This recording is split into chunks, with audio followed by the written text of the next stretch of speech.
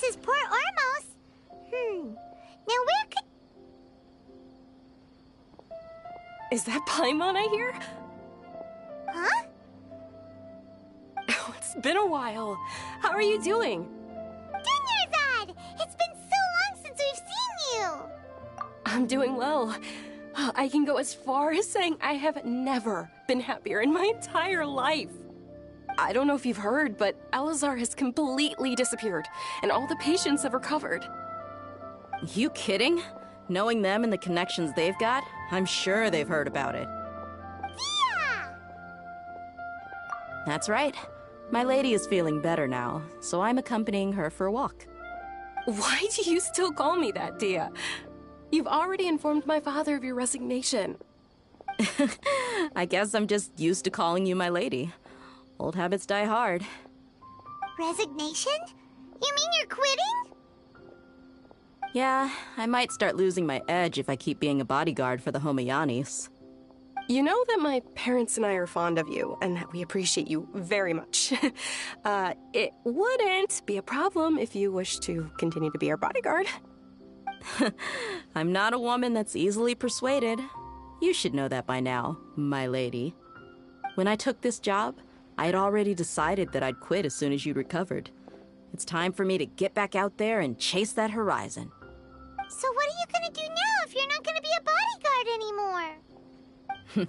I want to take a risky job and put my body to the test again. Huh? But we literally just finished one of the most dangerous jobs ever! Are you getting bored already? I know. If I hadn't joined in that plan with you, I wouldn't have come up with this idea. I guess I still get fired up by that feeling of going all out in a fight. It made me realize that I'm still a mercenary through and through. Life is short, and I'm happy that I got to be a part of that operation. But the whole thing also made me realize that there are still many problems in Sumeru. And as a desert dweller, I'm still not completely ready to settle down on this side of the wall. Well, I remember a friend had someone bring you a message. You mean I'll hate them? I didn't expect him to still remember that. I thought he was joking. We just came from talking with Alhaitham at the Academia. Did he tell you that he suggested that I come work at the Academia? What? I heard that Azar and his cronies fell from power, and Alhaitham told me that now was a good time to find a job in the Academia, but only if I wanted to. Whoa. Paimon can't see you being anything other than a mercenary. Me neither. But I think Dia would look great dressed up as a scholar. Ugh, forget about it. I wouldn't last 10 seconds in there. Alhaitham probably just liked the way I worked and knew I'm good in a fight, so he suggested I find some work in the Academia. But you know, if you take him up on the offer, Sino might actually agree and let you become a Matra. Because you're super amazing! The Matra have all the talent they need as long as they have Sino. I prefer to be free to live however I choose. In fact, I chose this job from the very start because I knew it'd be right up my alley.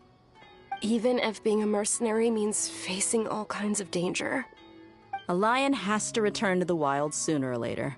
If anything, being your bodyguard has been unfamiliar territory for me. I don't want to see you go, but I'll respect your decision. I'm glad to hear you say that. Come on, no need for the sad face. It's not like we'll never meet again. Once the whole Dendro Archon thing is settled, everything in Sumeru will take a turn for the better. That makes me happy too. But a peaceful society will probably mean less demand for mercenaries like me. Before long, we'll be a dying breed. So I'd better get to work while I still can. Huh? But wait a second! You make it sound like you're leaving now! Well, no, not yet at least. I promised my lady I'd stick around until next week.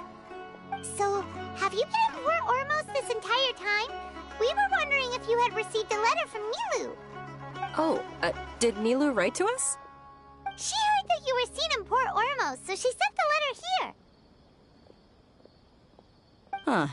It was probably sent to the inn that we're staying at. My lady has been very energetic lately and keeps taking me on hikes, staying out even into the night. By the time we get back, the receptionist is usually off napping on the job. Right, and we tend to leave quite early in the morning, so the old man on duty is also usually dozing off. So what it really sounds like is that the person on duty is always asleep. I bet the letter's at the reception desk. I'll go check later. No wonder there wasn't a reply. You never received the letter. Good thing Nilu asked us to come and check on that. Sorry to make you two come all the way out here. It must be something important for Nilu to specifically write to us like that.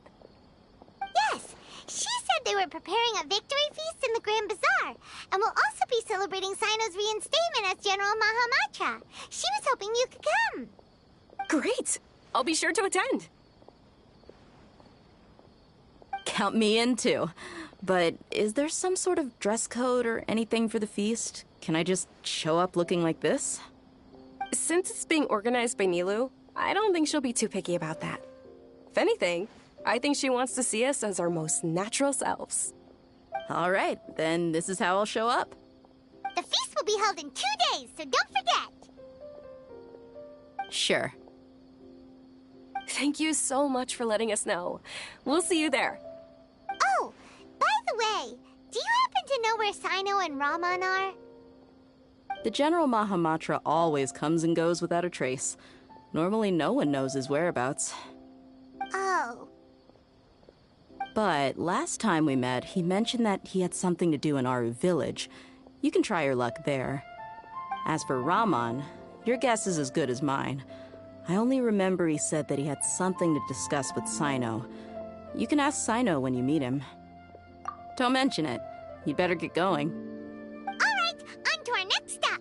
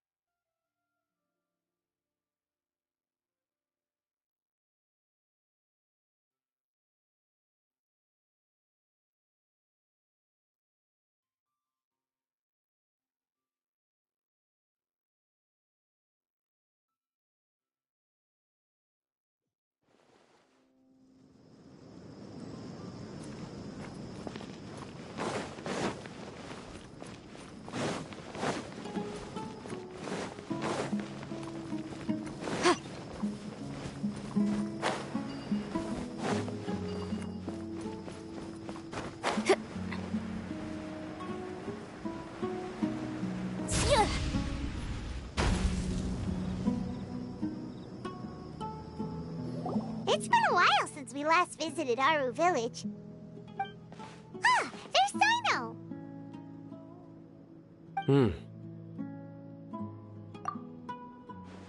What brings you here?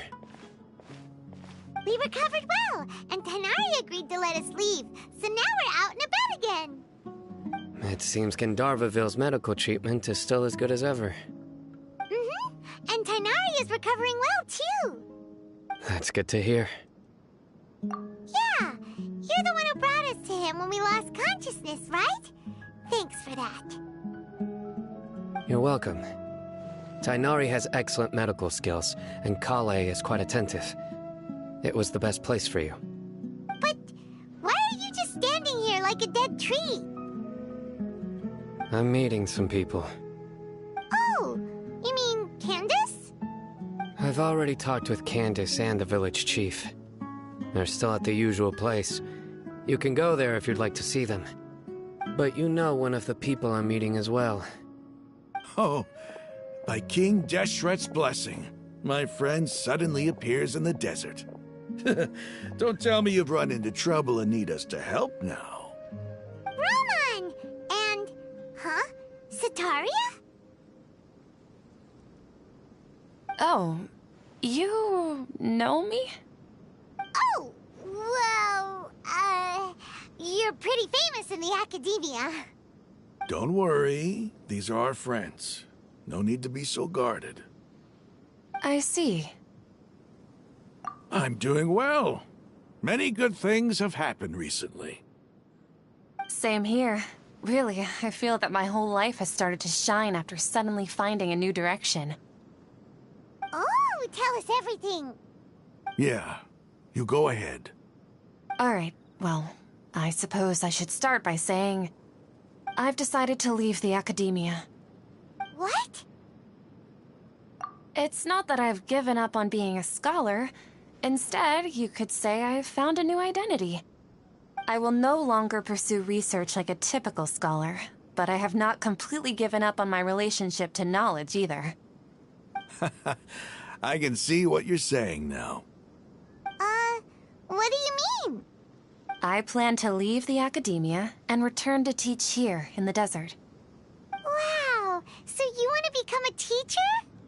Sataria will return to support education here and teach people from the desert. She can't teach everyone on her own, but there are many of us Eremites all over Sumeru. She came to discuss a collaboration with me and hoped that I could bring her ideas to the Eremites. Yes, it's my hope that the Eremites can help me select a group of smart people with the best aptitude for teaching.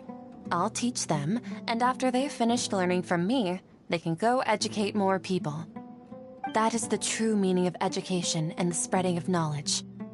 The people of King Deshret suffer from sandstorms, exile, and ignorance. Miss Sataria is more than welcome to come teach here. Her arrival is like a star shining in the desert night. The stars have always guided caravans, thieves, soldiers, and travelers who get lost in the night.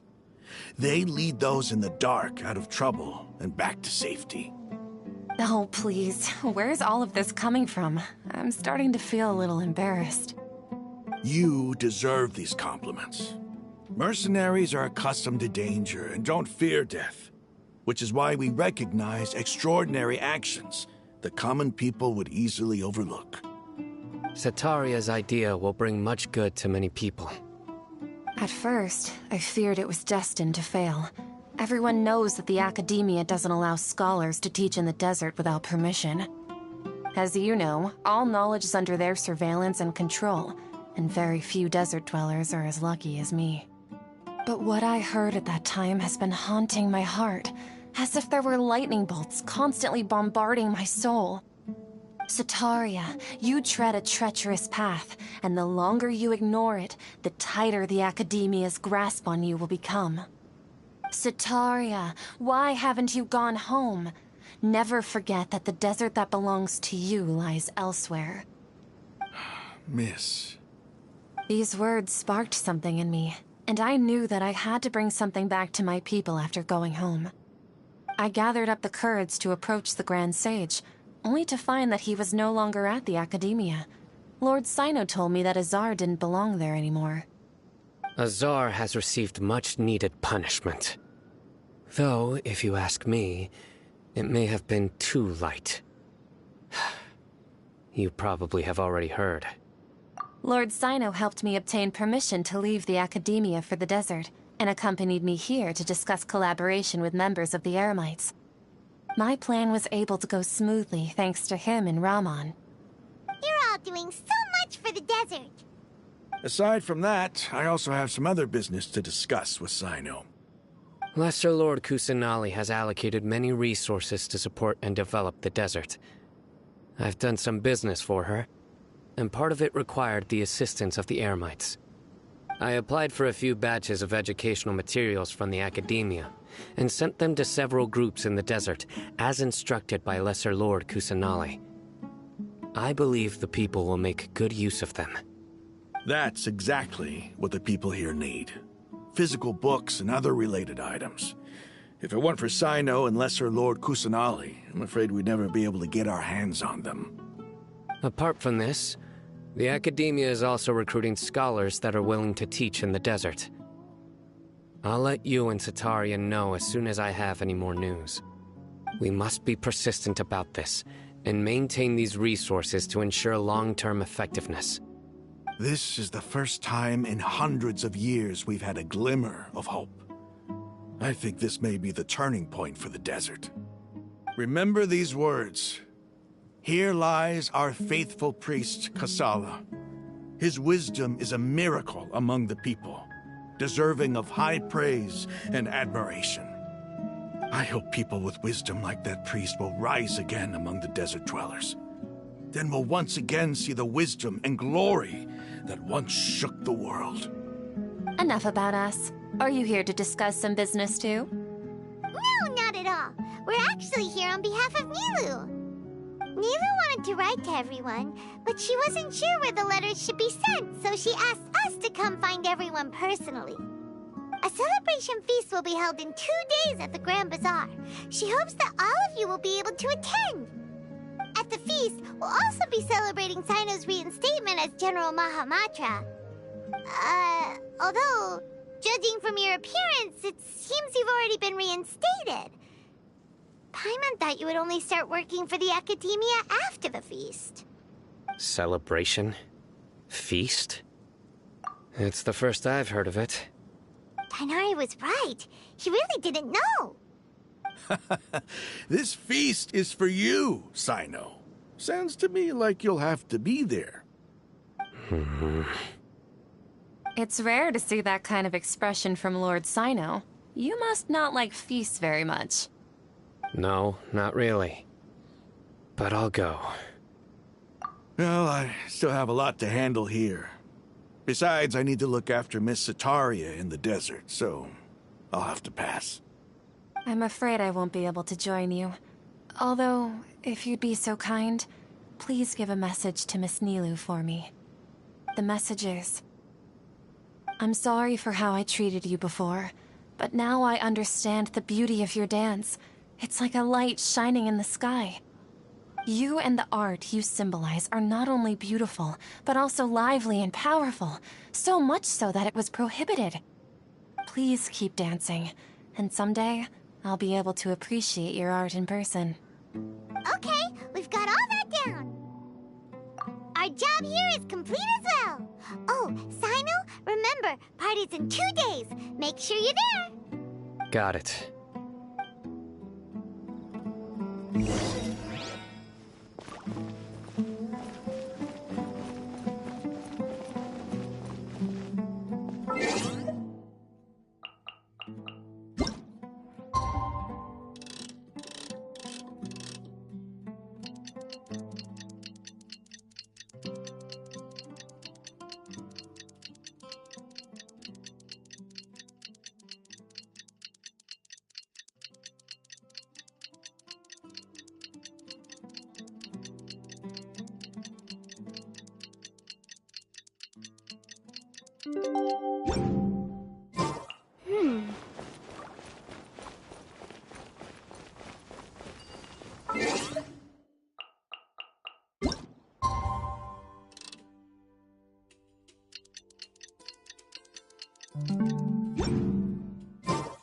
Today's the big day! Let's go to the Grand Bazaar and see how the celebration's coming along.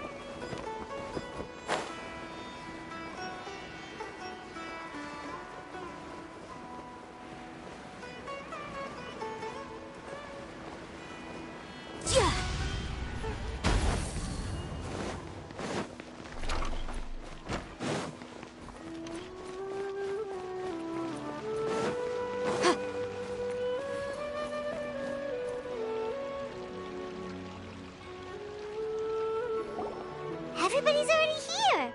Looks like we're the last ones to arrive. You're here. Ah, there you are. Well, look who finally decided to show up. You look like you came here immediately after finishing up some work. I'm very happy to see you here. But we're not late, are we? It's just that everyone else arrived ahead of time. I propose that the last one who arrived be put in charge of today's speeches. Nah, there won't be any speeches today. Oh, really? Well, even better. Come join us over here. Let's share some great food and drinks, and chat about all sorts of fun things. Everything looks quite good. Wow! Paimon can't wait! Traveler, just look at all the delicious food here!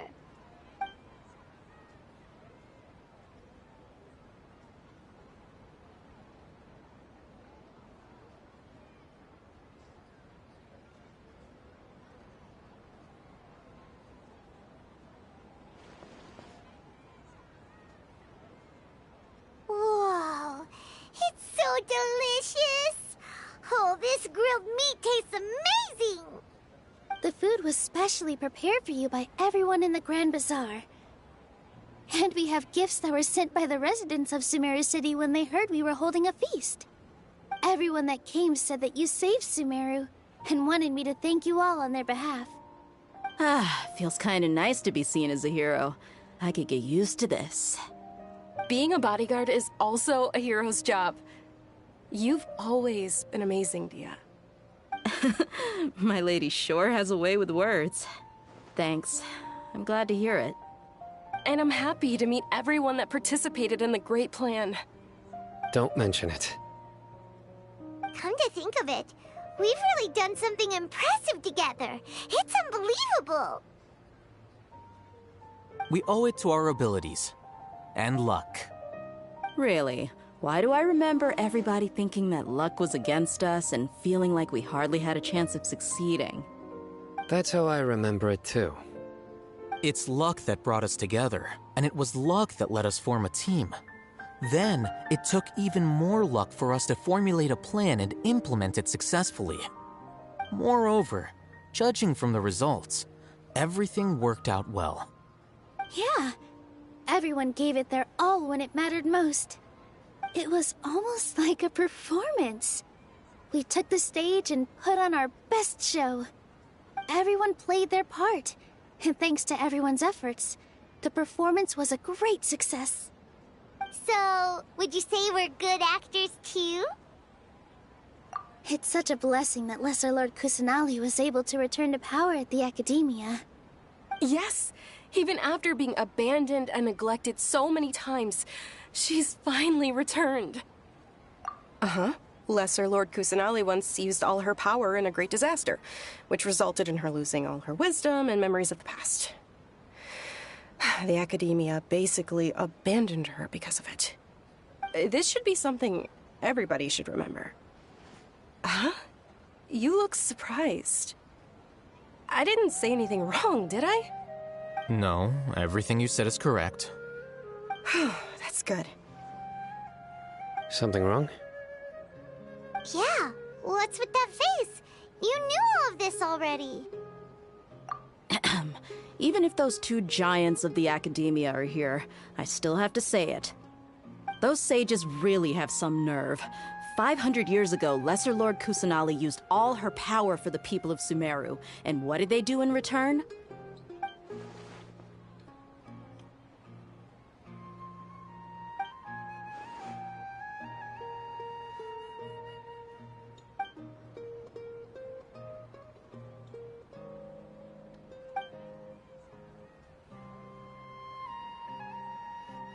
If you bite the hand that feeds you, don't act surprised when it turns into a knuckle sandwich, right, Sino? Perhaps I shouldn't say this, but their treatment of Lesser Lord Kusanali calls for a more severe punishment. You could simply tell Lesser Lord Kusanali that you wish to have Azar and his accomplices severely punished. I respect our deity's decision, and won't interfere in any way. While we're on this topic, why didn't you accept the Academia's invitation to become the Grand Sage?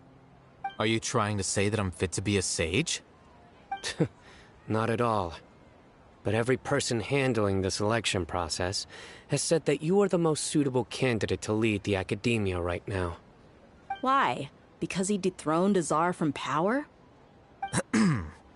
Could you try to put it another way?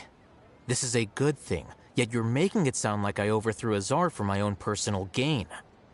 But seriously, though, I always wondered if you had some personal motives behind it. I did have my own motive, but it had nothing to do with being a sage. If the rules of our nation were suddenly cast by the wayside, then it wouldn't be long until chaos ensued. I had no intention of letting their dreams disrupt my life. By that, you mean your life working as the Academia's scribe. Precisely. Wait, is that all?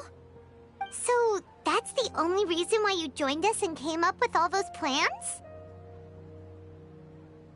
It's reason enough. You've certainly got quite the personality. You flatter me. All right then. How about you?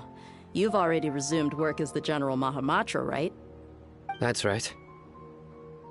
Will you be happy with that life? It's not about being happy. There are merely a lot of things that I must do. Even so, keep your spirits up and try to be happy, okay? And try to smile more every day, just like I'm doing now. Thank you. I'll keep that in mind.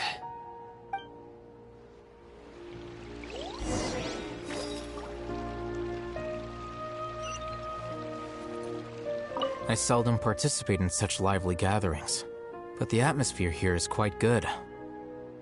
No, this gathering today has a unique meaning. The Grand Bazaar is lively because the people here feel happiness from the bottom of their hearts, unlike the farces at the Academia. That happiness is an emotion that'll be forever alien to those bookworms who have driven themselves insane by studying. I seem to have taken both keys when I left the house. Oh well.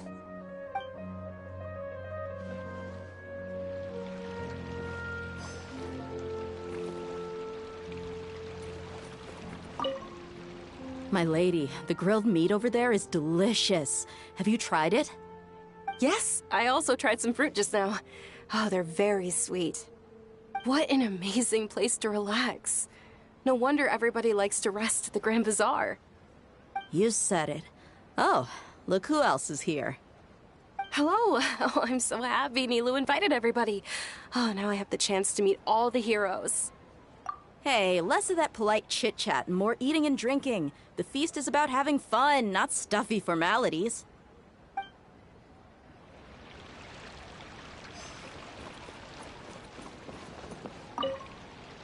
The atmosphere here is good. And everything is delicious. Yeah. I don't often come to such places. But it feels quite good. I have a lot to handle these days. Otherwise, I could show you around. There's always next time. We're friends after all. This feast is pretty good. I like it.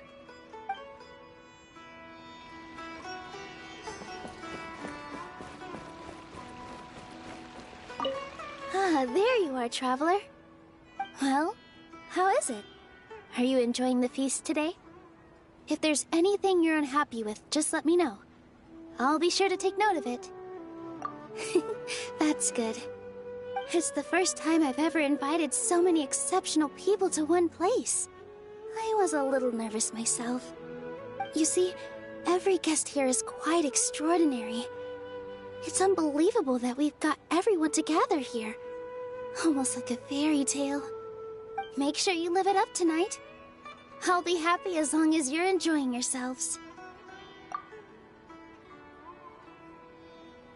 I'm honored to have her think of me this way. If I have a chance in the future, I would really like to invite her to one of my performances. I can't explain why, but I just feel elated right now. Thank you.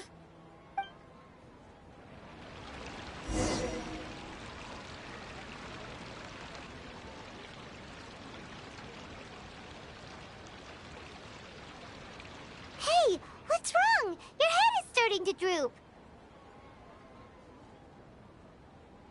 Hey, you can't just fall asleep here. Paimon will go find something delicious for you to eat. You'll wake up once you've put something yummy in your tummy. Of course, just wait here for Paimon.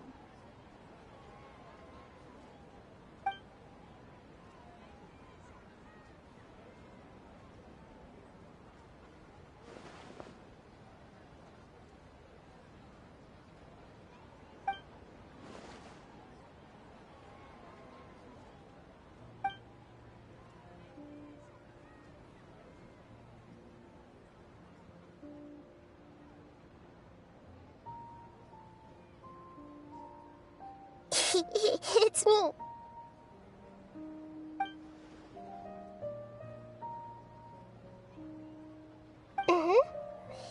You may blame me for being a bit too self-indulgent.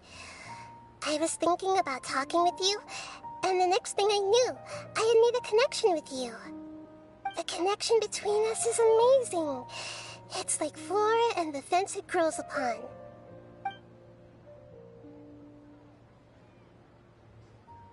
I heard there's an amazing celebration feast today at the Grand Bazaar. I wanted to have a look for myself, so I snuck in. Lately, I've been so busy dealing with all the fallout from recent events, so I really haven't had any free time. Although you've already helped me with a lot, there's still one more thing I hope you can help me with.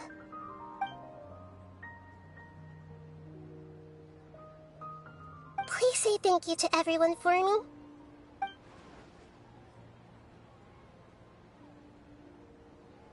Oh, is it not convenient for you to do that for me?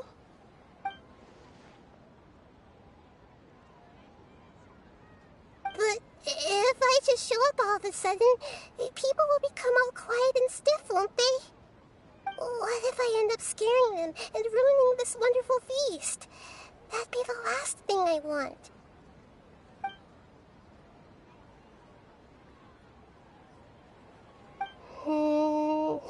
Let me think about it. Okay.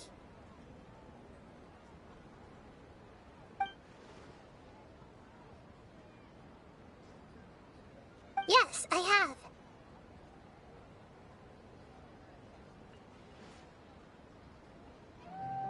You said I should go thank everyone as myself, right? So... I've decided to borrow your body for the time being. Please don't blame me. The flora also climbs up to the fence to get closer to the sky.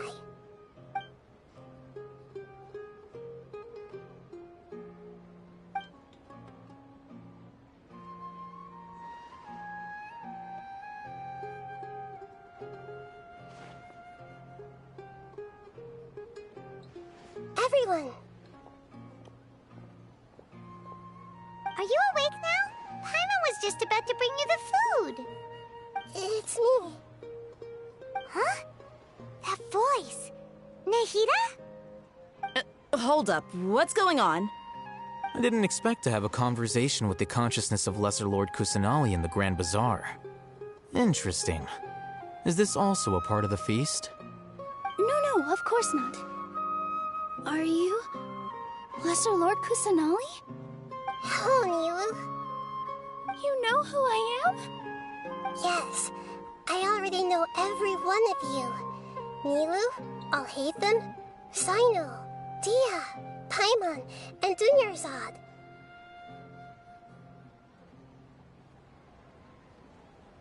Lesser Lord Kusanali? I took the liberty of occupying the traveler's body so that I could thank all of you in person. Thank you so much for rescuing me, even if that meant placing your own safety in peril and taking the risk of becoming enemies with the academia, the sages, the doctor, the balladeer, and even the entirety of Sumeru. Without you, without any of you, I would have been in a much more difficult situation. Had you not helped me to resolve the crisis, not only I, but Sumeru and even the entirety of Teyvat would have suffered great misfortune. People refer to you as the heroes who managed to rescue a god. I'm quite fond of this name. It not only explains your identities, but also bears witness to your relationship with me. Please, allow me to present to you my most sincere gratitude.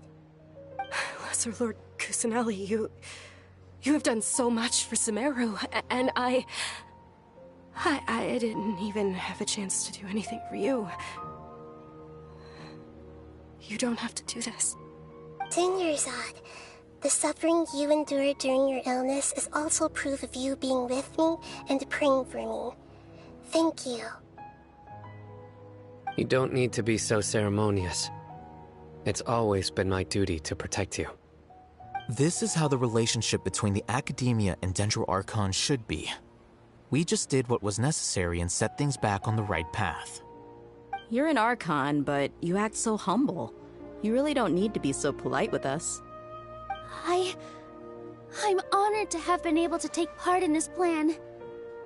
I hoped you liked the dance I dedicated to you. Thank you, all of you. Thank you so much.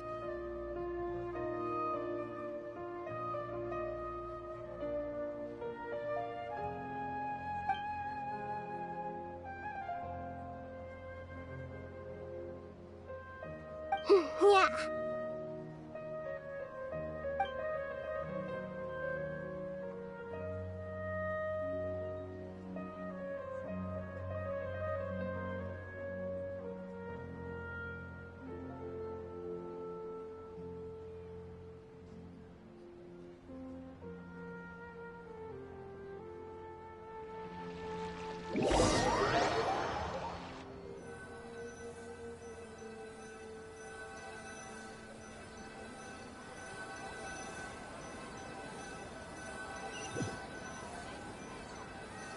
Are you awake? Did you rest well? After Nahida left, you ate a lot of food. You've become a glutton. That just means you still have a lot to learn from Master Paimon, the Sage of Gluttony. All right, since you're awake now, should we go and have a chat with Nahida? She should be in the Academia right about now. If you have any questions, now's your chance to ask.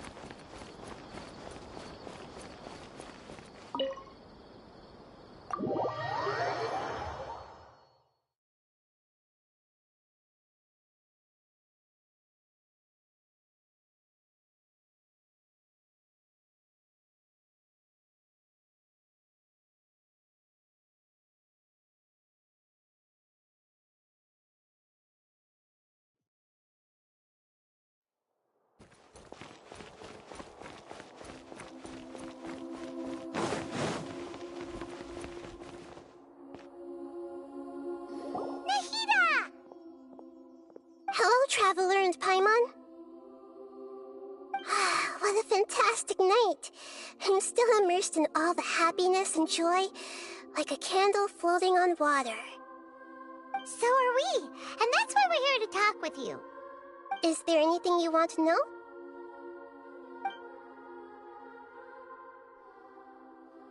He's still in a coma. I've hidden him like how one would hide a feather. I know you have many misgivings about him, but as someone who had become a god, he has retained a number of very useful features. Don't worry, I'll keep an eye on him and make sure he doesn't do any evil. In addition, there are still some mysteries left in him. Some things may be very clear from my perspective, but he is still yet to understand them himself. His future will be determined by fate.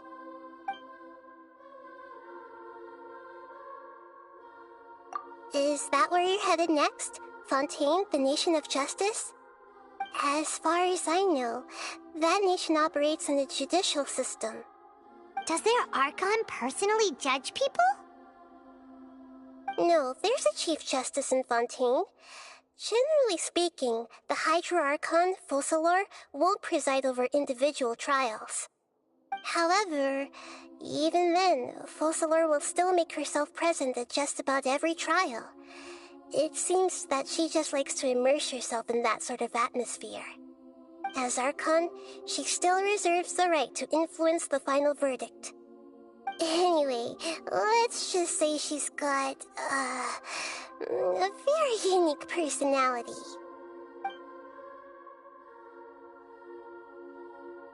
Are you sure? Isn't there something else you haven't asked about yet? Huh? You mean... About your sister. While you were resting at Gandharvaville, I took some time to perform an Irminsul search for information on your sister. Yeah! Isn't Irminsul a repository for all the information and memories of Teyvat?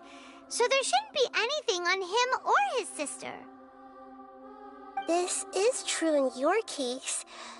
Irminsul indeed does not have any information on you.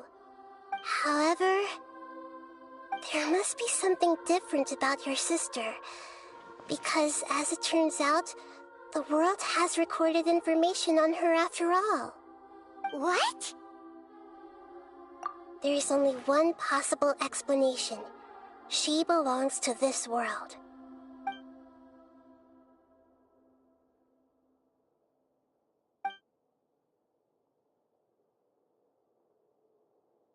But nothing about this makes any sense! Wasn't this your first trip to Teyvat? According to the records I was able to access, your sibling suddenly appeared in Conria. After the Conria disaster, she began her journey through the 7 nations of Teyvat. But just as her journey was about to reach its conclusion, the Irminsul records on her suddenly become fuzzy. What do you mean, fuzzy? Did something happen to her? All I know for sure is that somebody, for reasons only they can know, is deliberately obfuscating her fate. And whoever it is, if they can do that, who knows what else they're capable of. But even that wouldn't explain how she somehow comes from this world. Something else I noticed was that according to these records, the Fatui have not classified your sibling as one of the Descenders. What's a Descender? Paimon's never heard of it. Look, I'm sure you must be curious about the information I received from the Fatui in return for my gnosis, right? A very important part of the intel was about this world's Descenders. External beings, ones that don't belong to this world. Traveler, you are Teyvat's 4th Descender. Huh? So the Fatui count 3 other Descenders before the Traveler, and his sister isn't even one of them? That's right. My current hypothesis is that the first Descender was likely what we now call the Heavenly Principles. As for the other Descenders, I still need to verify their existence. It could take me some time. Paimon's head's about to burst from all this crazy new information. And yet, even knowing all this, I'm sure you must still have a lot of unanswered questions. I must say, I truly regret that I can't help you more as the God of Wisdom. There are many questions in my heart as well. I will need some time to go through each one of them. And soon, you'll also begin your journey anew and depart from Sumeru. I'm very interested in your future. It's a journey that can't be observed or recorded by this world. If fate is the ultimate knowledge, then your future will be the ultimate fate. Paimon's sure glad we got to meet you, Nahida. The pleasure is all mine. I can't thank you enough. Alright, that's enough talk for today. If you ever miss me, just close your eyes, and maybe I'll appear in your dreams.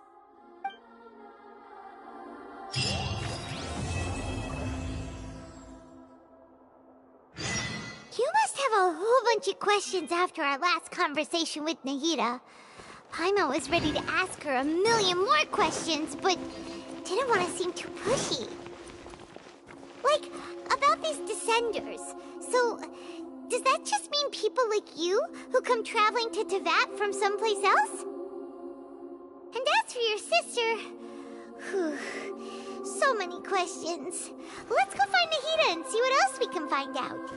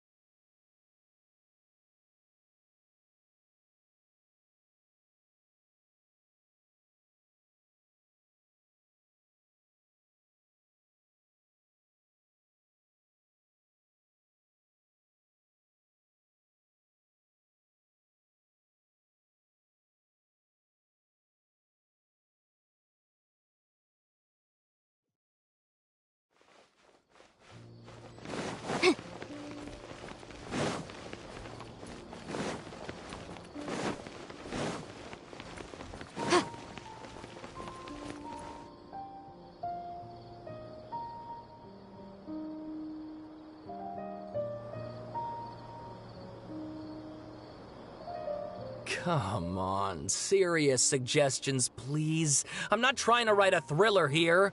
It's supposed to be an essay, you understand? An essay! That means facts and logic. Well, if it's facts and logic you're after, you shot yourself in the foot with your choice of research topic, didn't you? The Tatara Suna mystery. When so much remains unexplained, there's little to be objective about. Unless, of course, you restrict yourself to textual criticism. Yeah, well, this is my teacher's area of research. I can't change that. But it's fascinating enough without having to sensationalize it, don't you think?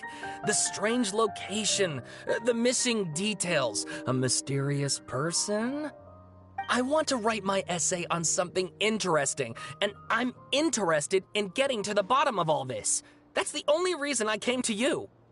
Yes, you came to me, so all the more reason to take my advice. The fact is, it's the dramatization that will make people want to read it. There's no getting around that. Okay, but... Did one of them just mention Tatara Suna? But that's all the way in Inazuma! Is it just Paimon, or is it kinda unusual for someone in Sumeru to want to write a paper about that? Everyone here is just going about their business. Maybe it really is just Paimon. Guess people here are free to research pretty much anything. Great! Let's go find out what this Tatara Suna mystery is all about.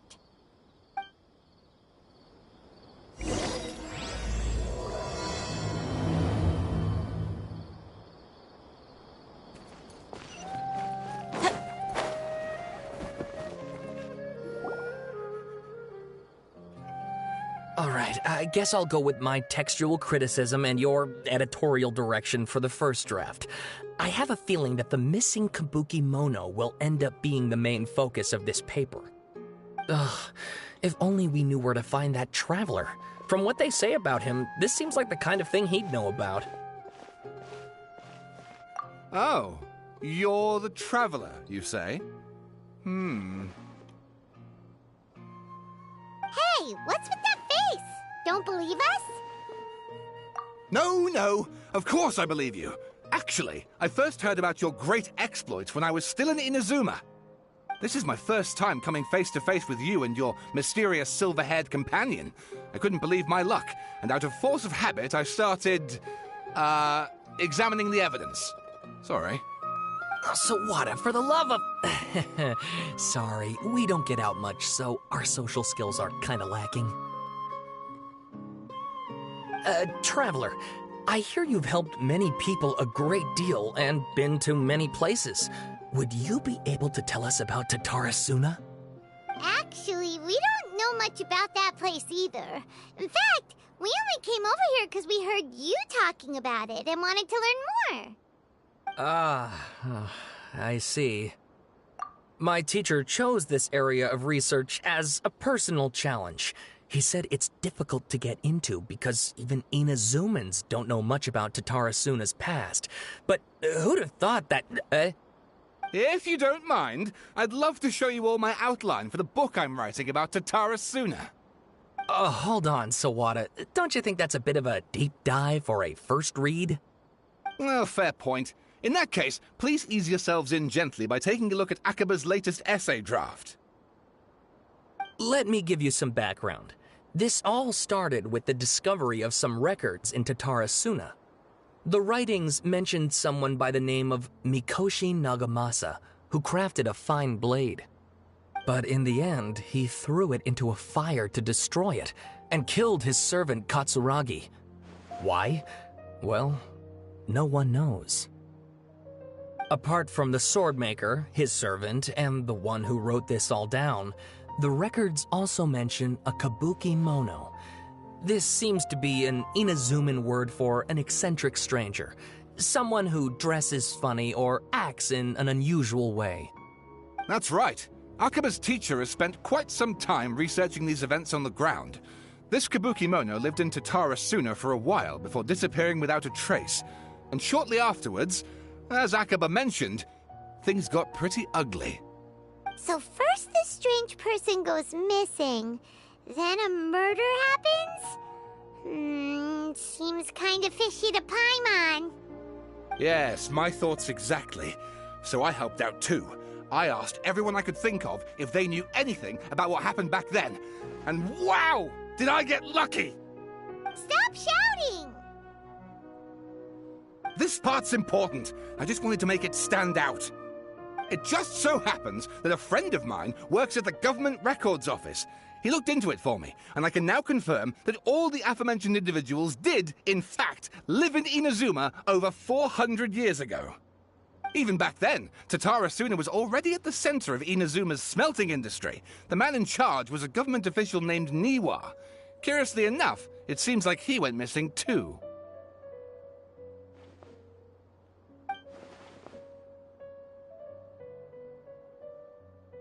Wait, so there are 2 missing people in the story now? That's right! What's more, Niwa is a name with a lot of history to it. Have you ever heard of the great swordsmith clans of Inazuma?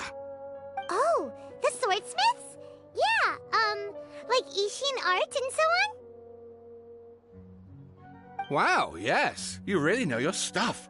That makes things easier. So basically, this Niwa was a distant relative of the Kaidahara clan, the last practitioners of Ishin art. Something then seems to have happened in the Kaidahara clan, leading to their downfall.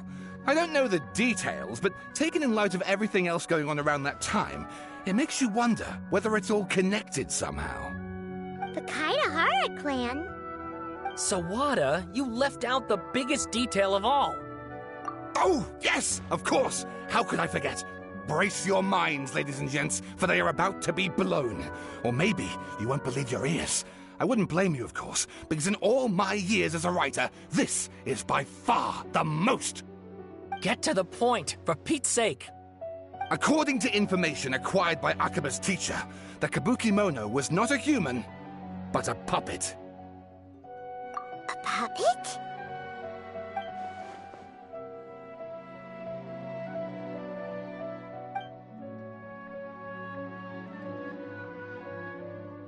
Aha! Judging by the looks on your faces, you do know something after all.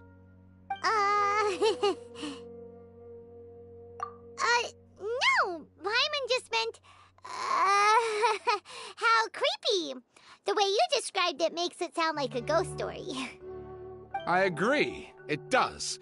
But considering that non-human races in Inazuma are by no means uncommon, spooky events are to be expected. And that's exactly what my book is about. Please, take a look.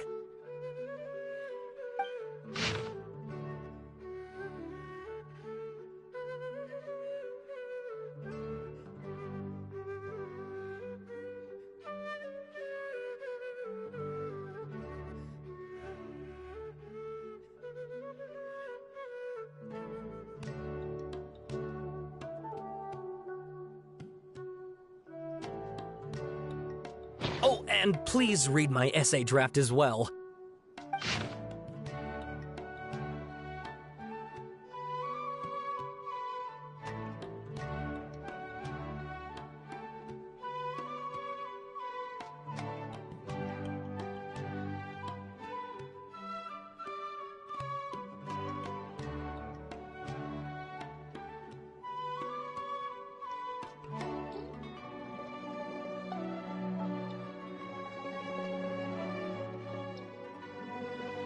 Sawada was encouraging me to follow his more creative approach, but I think essays should be grounded in facts. I don't think explaining everything away with mysterious forces will cut it. Oh, how about if I plug the holes in Sawada's narrative with political intrigue? Like, I could put a turf war between rival factions at the center of the whole series of events. Wait, you're allowed to just make stuff up? Pretty sure you've gone from essay to guessay there. Akaba, look. Your teacher has researched this extensively. I've reached out to everyone I could think of. Whatever information we have now is all that there is to know. This is as much detail as you're ever going to get. Besides, if there really was a political power struggle going on at anything like the level you seem to be suggesting, what hope would we ever have of finding out the truth? Good point. Okay, back to the drawing board, I guess. Give me some time. I need to find a new angle on this. We have some other stuff to do, so we'll have to say goodbye for now. Good luck with your essay! All right, thank you. If you find out any more info about all this, please do let me know. Thanks so much.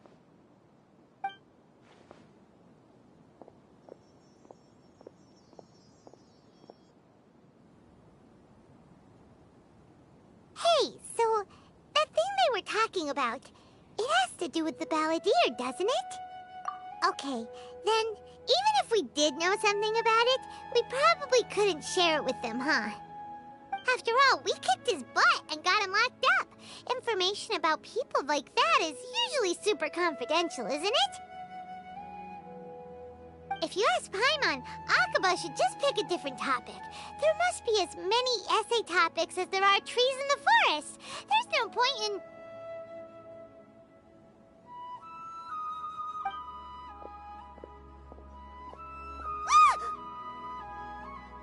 Hey, did you see that? He literally just went by, over there. It looked like...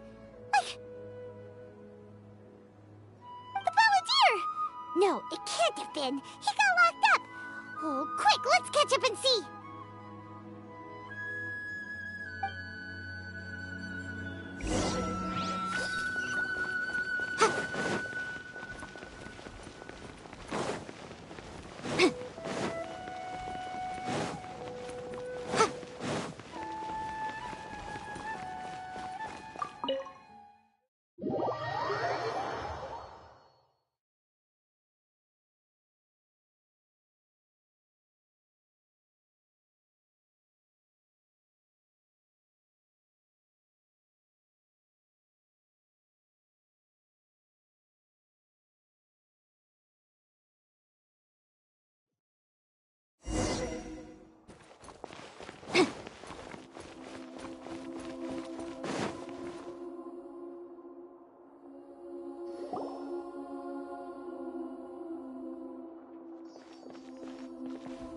Traveler, Paimon, there you are. Nahida! Bad news. We just saw the balladeer strolling around in public. Did he escape or... Ah! It's him! Sure enough, you're here. Hey! What are you doing in the sanctuary of Suristana? Aren't you supposed to be lacked up? I know you must have a lot of questions. Please, allow me to explain. It was my idea to set the balladeer free. We made a deal, and he's gonna do some investigation in Irminsul for me. A deal? Huh. You sure you trust this guy? What did you expect? Why do you think Sumeru would keep me around otherwise? Or maybe killing me is all you can think about. But if that's the case, why haven't you done it already? Don't flatter yourself. It was... Nahida said there's still some mysteries in you to figure out. Ah, so if it were up to you, you'd finish the job? Guess I had you all wrong. There I was thinking you were just getting cold feet. Well, that escalated quickly. Not a good start. Could I ask you all to please calm down? But Paimon's worried about you, Nahida. Don't let him trick you. It's not every day you see people questioning the God of Wisdom's judgment. Just when you think you've seen it all. Don't you dare try to drive a wedge between us! As long as the terms are reasonable, I don't think there's a problem in making a deal. Even with the balladeer. Well, I for one have no reason to doubt you. Considering you even struck a deal with the doctor. Yes, one in which I gained valuable information. You'll come to understand more about that in the fullness of time. The balladeer's power was all but completely spent after your battle. He's no longer strong enough to be a strategic threat to us. That puts him in quite a precarious position. Plus, he's a former harbinger with knowledge of many of the Fatui's sensitive secrets. Being stuck here in Sumeru could make him a sitting duck, depending on how the Fatui plan to respond. Wait a second. Farmer? You mean he's not a harbinger anymore? I take no pleasure in saying this, but it seems as if the doctor had no intention of welcoming back a loser, so... Sometimes it's you using them, other times it's them using you. Most human relationships are this way. Certainly all the stable ones are. That's how it was between me and the Fatui, and also between each of the harbingers. So as long as you have some value to offer, nobody will ever abandon you. But after recent events, even I have to admit that I'm not worth quite what I used to be.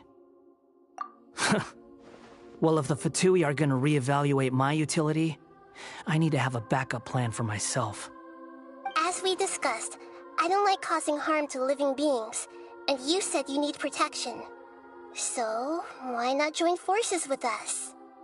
I think these two have made their objection to that idea fairly clear, don't you? And they're your friends, so I guess you'll be siding with them.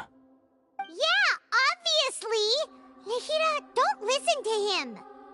Then let's put that discussion to the side for now. We still have time. Today can be a trial run. Where we go from here will depend on how well we manage to cooperate today. All right, then I'll do what we agreed. Good. Go now, and keep in touch. Nahida, are you serious about this? Yes. I have my reasons for this decision. In fact, I'm largely doing it for your benefit. Yes. As I told you once before, there's information about your twin in Irminsul. Oh, yeah. Actually, that's the whole reason we came to see you today. So, you have an update on that? Mm-hmm. You may remember me mentioning that the Fatui had not included your twin's details in the Descender category. This is an extremely important point. It's possible that the Fatui have other information that even I don't know about. And since the balladeer used to be one of them, he'll be better acquainted with this information than I am. He was granted the power to connect with Irminsul when he almost became the god of a new era. Even though he no longer has the Gnosis, some traces of its power remain in him. He can still connect. The amount of information in Irminsul is vast beyond description. Sifting through all of it without knowing what to look for would take too long, even for me. So I asked the Balladeer to search in Irminsul for any information about the Descenders. He's more familiar with this kind of information, and should be able to find it more quickly. Exactly!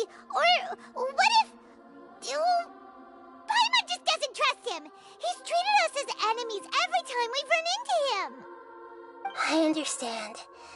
But sometimes, everything is dictated by which side you're on. How things will go in the future depends on what information he brings back. And Traveler, I know what your heart desires most of all. Our minds have connected several times before. There is a corner of your heart reserved for an intense longing. A feeling of being all alone in the dark, searching for the one candle whose light still burns. As Sumeru's deity, it is my responsibility to be on guard against the Balladeer. But as someone who counts you as a friend, I want to do something for you. If this deal with the Balladeer can give you the answers you've been longing to find, then it's worth it. It's my pleasure, really. You're Sumeru's hero. You've more than earned it. Paimon's still worried about this idea. Is there anything we can do to help? I was going to contact you about that, but then you suddenly showed up on your own accord. Seems like we have a telepathic connection. In fact, I was going to ask you to supervise the Balladeer on my behalf while he carries out the task I assigned. Even though he only has a fraction of his full power left, that's still a fraction of a former Harbinger. If you could accompany him, it would put my mind at ease. Of course, I'll be there to help guide you through Irminsul from the outside. Great, thank you. Prepare yourselves.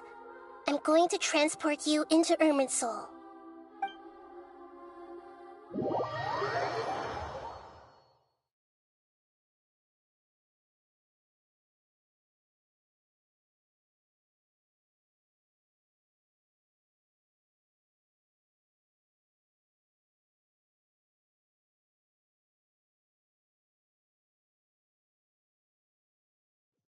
Wow, it looks pretty different here compared to last time.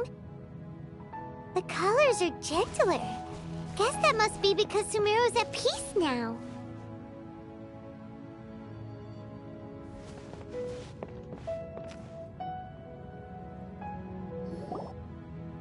Look at that. Hot on my heels. You know, you didn't have to cut your catch-up short just to keep me company. Oh, but I guess you panicked when you realized that I might enter Irminsul ahead of you. Shut your beak, jailbird! No way a prisoner gets to be so smug! I understand that prisoners have to put up with harassment from the guards, but right now, I'm on temporary release, so maybe you should think about backing off a little.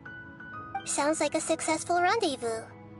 I need to be quite clear about something. In a few moments, you'll be entering into the innermost region of Irminsul. It is an environment like no other, and the most important place in all of Sumeru. Unlike anywhere else, Irminsul's inner region consists exclusively of torrents of information. You must put aside your differences and be extremely careful as you navigate your way through. I know there are many grievances between you on both sides, but it is essential that you remain calm after entry. This is as much for your own safety as anything else.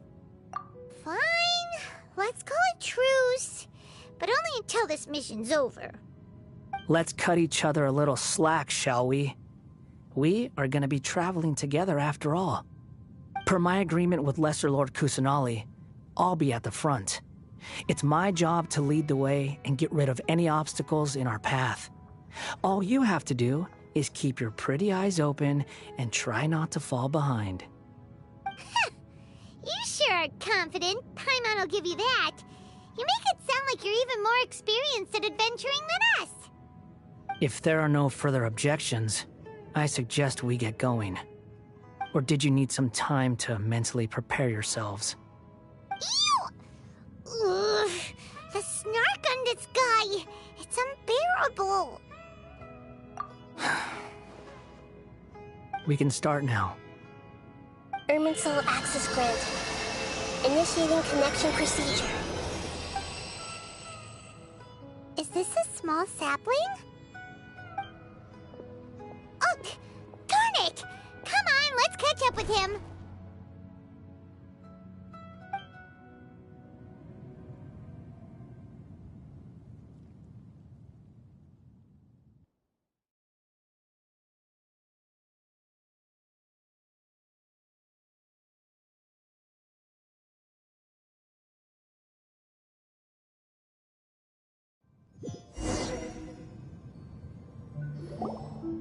Wow!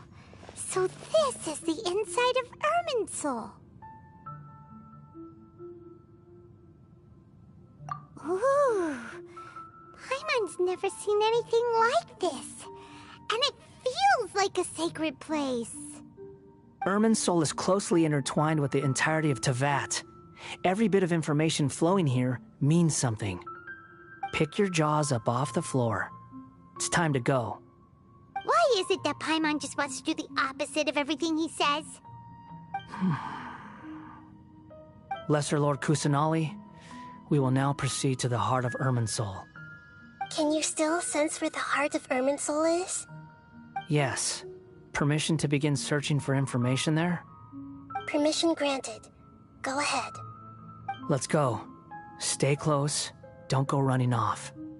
Hey, so... say we did go running off in here. What would happen? What are you smirking at? I was just imagining the look on your travel companion's face if you went and got lost.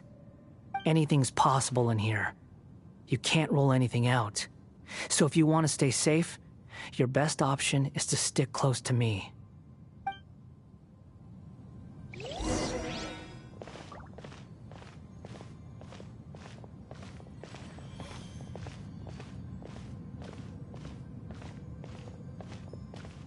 These sapling things have spread out.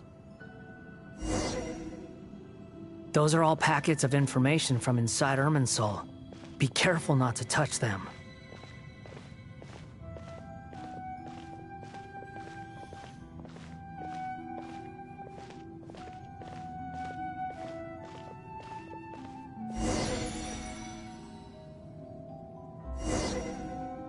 It looks the same in every direction.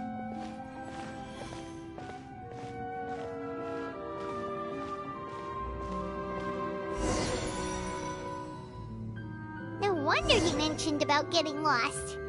Huh. What do you know? He was actually telling the truth. Is he mocking me again? What is it this time?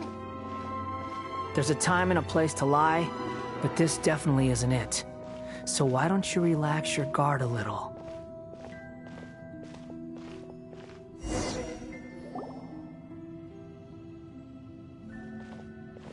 We're here. What a huge tree!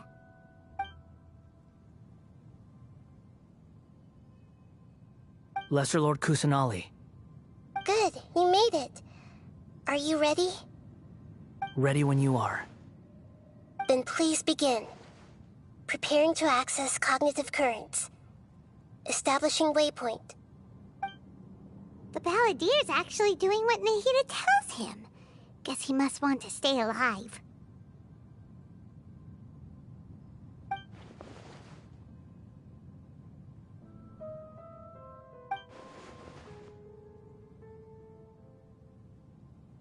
The rest is up to you. If you discover anything at all, make sure to share it with us. Will do. Huh. For once, we're the ones with nothing to do. Traveler, Paimon, would you like to talk?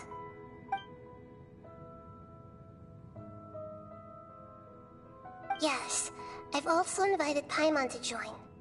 Huh? What the? We can talk to each other inside our heads?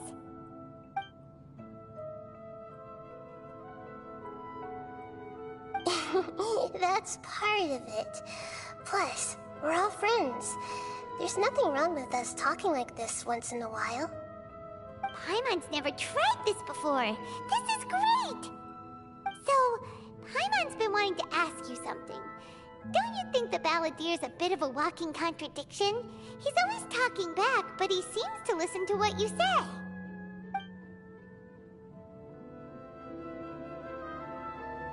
As I've told you before, there are still some mysteries for him to resolve. Things that are clear as day to me, but that he has yet to understand.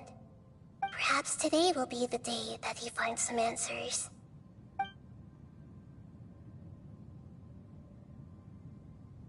Well done.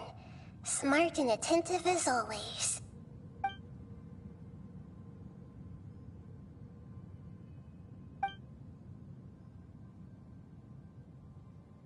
So, you made contact with that part of his mind. Well, it's true. Betrayal turned the Balladeer into the person he is today. Huh. Paimon thought nothing could get under that guy's skin. Turns out, he can get hurt and angry just like anyone else. Everyone has a history, Paimon. Even if you're a puppet created by the Electro Archon. Speaking of puppets, we ran into two people at the Academia today talking about an essay. Turns out their topic was about the Tatarasuna incident. Nahida, do you know anything about that? If you mean the mysterious events, the Kabuki Mono and so on, yes. I know about all of that. Really? Because from what they were saying, it sounded like lots of Tatarasuna's history is still unexplained. And most of the information we have now is just from people filling the gaps with their imagination. At least that's what they thought.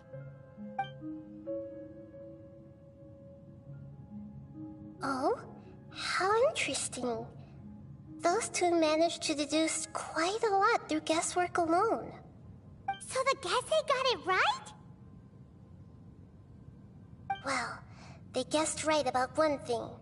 Tatarasuna was sabotaged. Must be a riveting conversation you three are having. Funny how all the good ones happen when I'm not involved. What makes you think we're talking to each other? Don't insult me. You're having a private conversation without me. Obviously, I must be the topic of said conversation. Of course you do. You can't have your prisoner knowing too much. So, have you found anything yet? Still looking. Don't get your hopes up, though.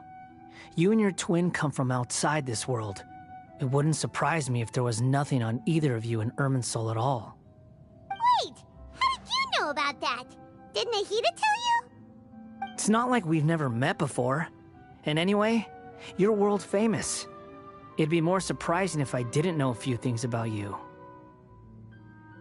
Right now, we have to keep the peace. I'm not interested in creating more misery for myself. And making cordial conversation is something I can manage. Huh? Wait. This light. It looks similar to those saplings. What could it be? Anonymous data. Hey, don't you forget the agreement! You have to share it with us! Shh. Just wait. Mr. Niwa, are you certain this is worth the risk? We are talking about Tatarasuna's furnace, after all. It may not pay to act rashly. There's no one else who can enter the furnace. It has to be me. Is that so? Well, since you insist. It's...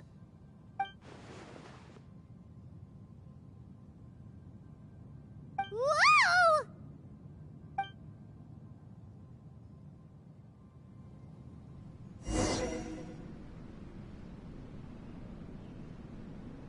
I have been in Tatarasuna for some time now. You have shown me great hospitality, as has Mikoshi Nagamasa, and indeed, everyone else. Under your leadership, Tatarasuna is a warm, welcoming place, like a giant village. People are gainfully employed, their lives have purpose. They are motivated. As I understand, the Raiden Shogun has, in recent years, eliminated much of the evil that plagued Inazuma. As for Tatarasuna, it was originally established as a means of safely disposing crystal marrow. The forging industry with crystal marrow as a raw material has since flourished, giving rise to generations of swordsmiths. Some world-renowned, others unknown, all passing on their legacy. Skills, blood, dreams. Every smith brought into this trade looks to find their purpose between steel and blade. That is why you accepted the proposal brought to you by myself and Akame. Yes, well, were it not for you coming to Inazuma and happening to make Akame's acquaintance, the two of you never would have joined forces. And he would be the first to admit that there's no way he could have revolutionized our forging process like this on his own. At least not on the same timescale. You allowed Akame to take all the credit for a method that you jointly developed. He sold it to me, and now every piece of ore here is smelted using the new technique.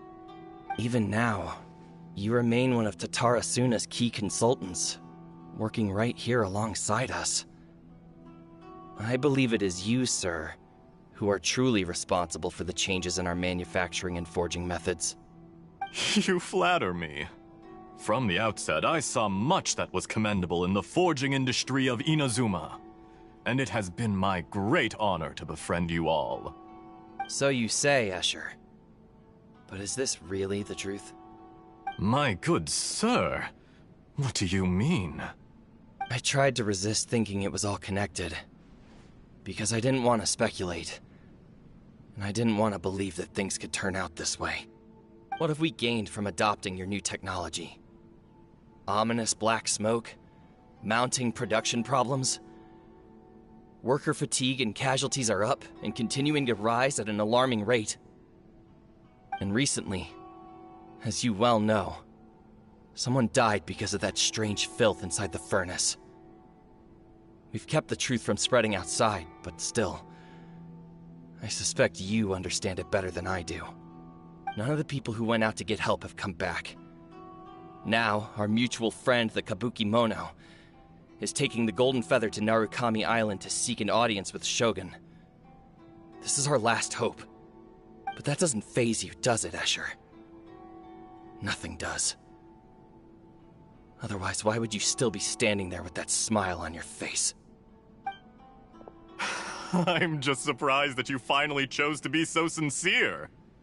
I'm sure you've been harboring these suspicions for quite some time. Mikoshi Nagamasa may have noticed that there was one common denominator among all these events. Namely you, Escher. But Mr. Mikoshi is more cautious than I. He does things by the book. After all, Nagamasa is the adopted son of Mikoshi Torichio, the yokai struck down by the Shogun's own hand. If he truly seeks to redeem his family's honor, an abundance of caution is well advised. You're well informed on the subtleties of his situation for a mechanic all the way from Fontaine. Are you sure you're not a little overqualified? Why, Mr. Niwa, are you suggesting I find a job as a diplomat? Sadly, I am so very attached to my craft. Enough, Escher.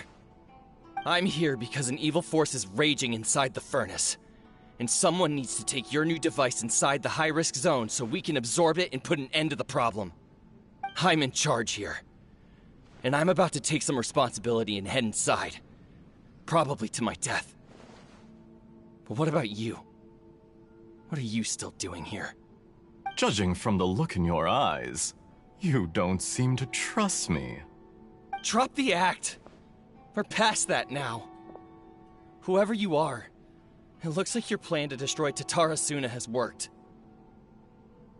I just want to know what you're still doing here. What's left?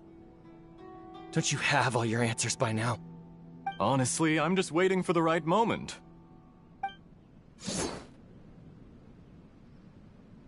A moment like this, where you finish talking and I stop you from entering the furnace. You...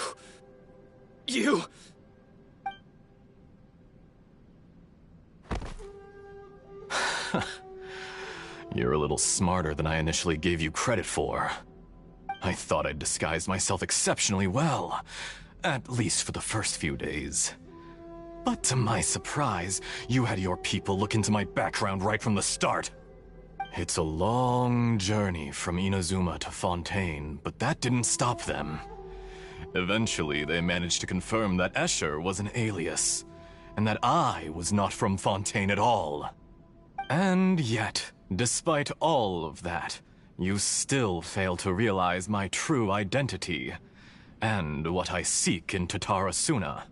Did you really think you would be able to see through my plan? If you kill me, there's no one who can get inside the furnace. So you're really going to destroy this place? Is that it? Oh, but you're quite wrong. There is one other person. Some may not see him as a person, but you told him yourself. You're not a puppet. You're a human. You're just missing a heart. Whoever you're working for won't get away with this. They'll be found out. But this makes no sense. What are you really trying to accomplish by all this? Why go to all this trouble? It's no trouble at all. Patience is a virtue which I have in abundance. This is all part of a carefully controlled experiment. If you must know, I'm happy to divulge my true identity. I'm a Fatui Harbinger. Call me the Doctor. The Fatui? Who? What do you want? Just to create a minor inconvenience for your nation. That's it? That's why you gave us your cursed technology? Just to let loose the evil energy from the crystal marrow? Look how even the righteous soul is filled with venom when faced with its demise. My device functions precisely as you say. It is the only chance you have of preventing a catastrophe and keeping the truth from the outside world. However, I did not make it with you in mind. It is easier for a person to be possessed by evil spirits when they are filled with hate. So give in to your fury. I want to see what happens when a malevolent heart is placed into an unsuspecting puppet. Make no mistake, even without you, that pure, innocent puppet would only end up being used by someone else instead. What other reason would a human have for befriending one who is not of our kind?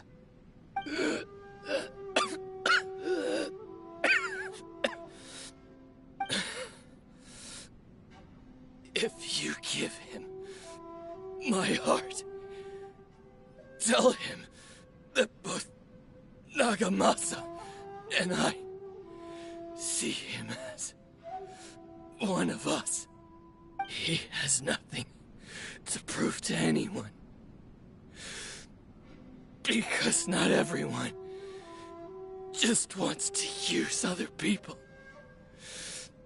The only ones who think like that are people like you.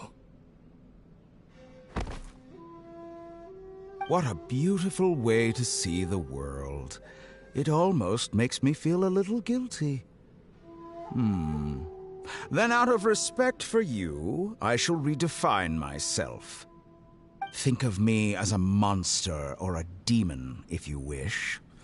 At least this way your death is not a consequence of your own folly turning you into an easy target. You simply lost to something more powerful than you could ever hope to defeat. I say, Mr. Niwa, let's see what happens. Will your puppet friend become a human? No, that will prove quite impossible. Mr. Niwa? Already dead. What a pity.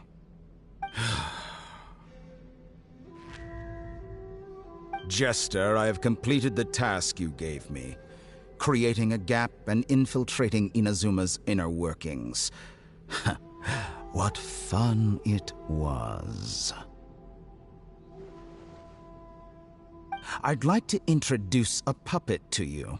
If he proves useful, let's make him our newest comrade. And if not, let's turn him to dust.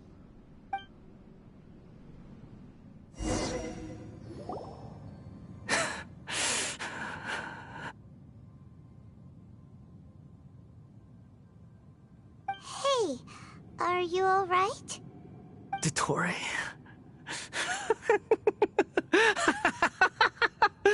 Dottore!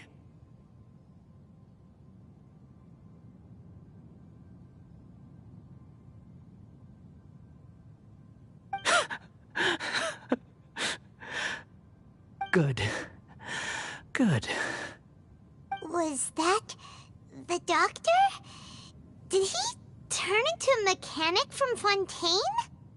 But why did we see things from his perspective? When I touched the doctor to confirm whether he'd eliminated all his segments, I read this memory in his mind. You have to admit, it must be the truth. Maybe so, but it means nothing. Does it? But this memory shows that Niwa didn't betray you. He never meant for you to be the one to take the device into the furnace. You know very well what that means. Even more so than I.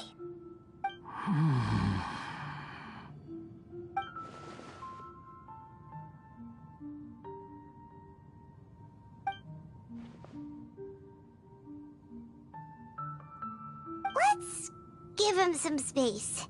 He looks really mad. Paimon doesn't want to be anywhere near him right now.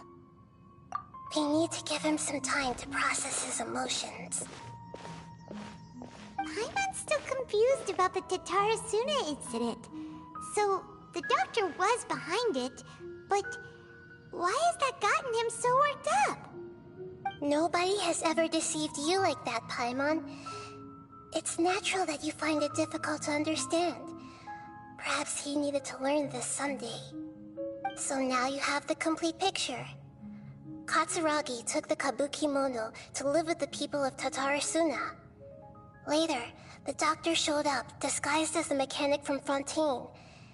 And that's when the trouble began. It was all a horrific experiment planned by the doctor. Everything he did was just to plant seeds of disaster in Inazuma that would bear fruit in the future.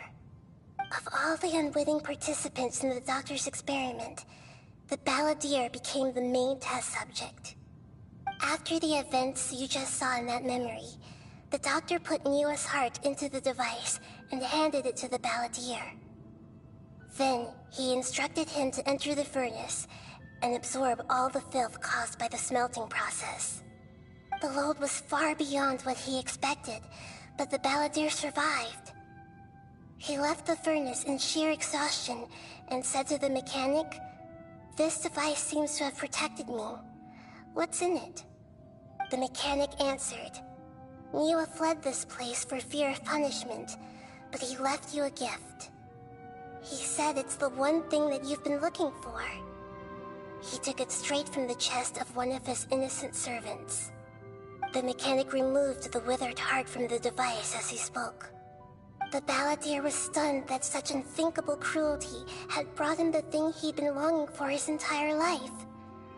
A heart acquired through cold-blooded murder is a cursed thing, but it had protected him from the filth. He thought Niwa had completely betrayed him, and yet this very betrayal had ensured his survival. Overwhelmed with anger and sorrow, the balladeer threw the heart to the ground and left Tatarasuna without looking back. Holy moly. So the doctor killed an innocent man and pinned everything on the victim? That's terrible.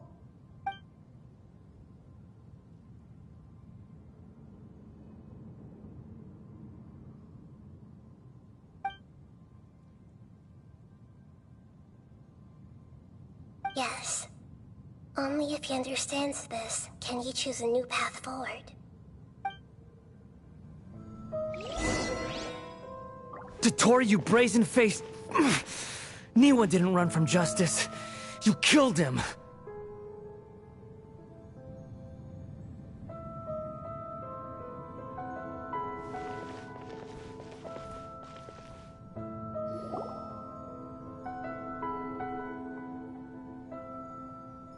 Shall we see how he's doing?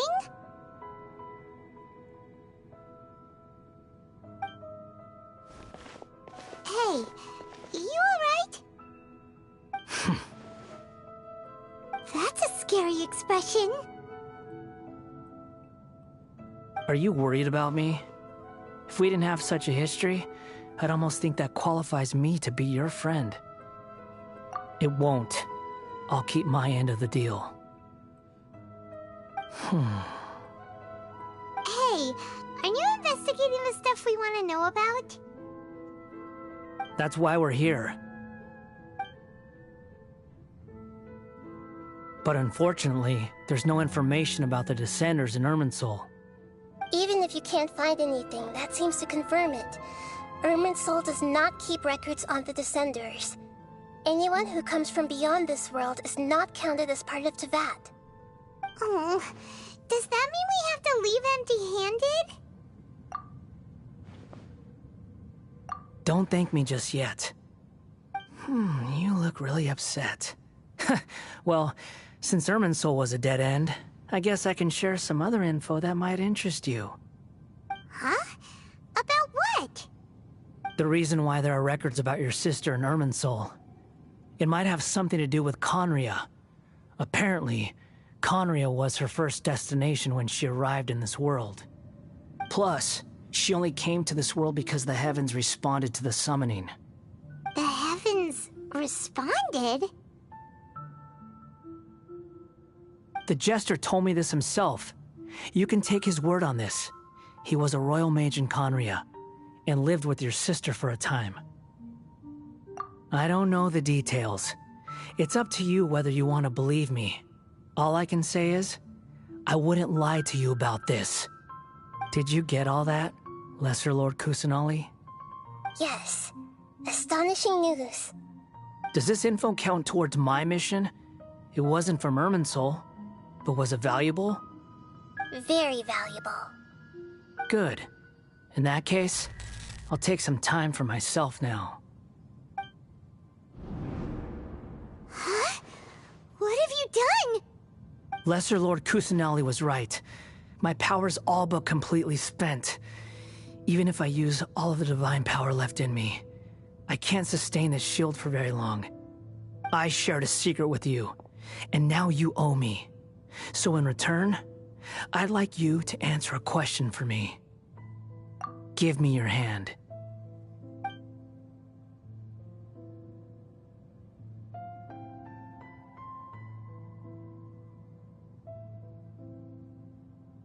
Can you hear my voice inside your head?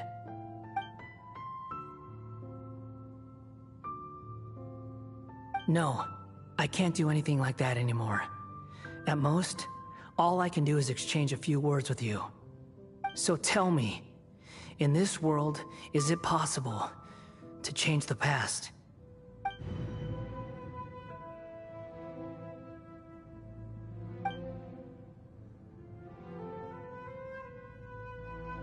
Done. Huh? What the? What happened? Paimon only saw you hold hands for a second. Nothing. I was just thanking him for helping me.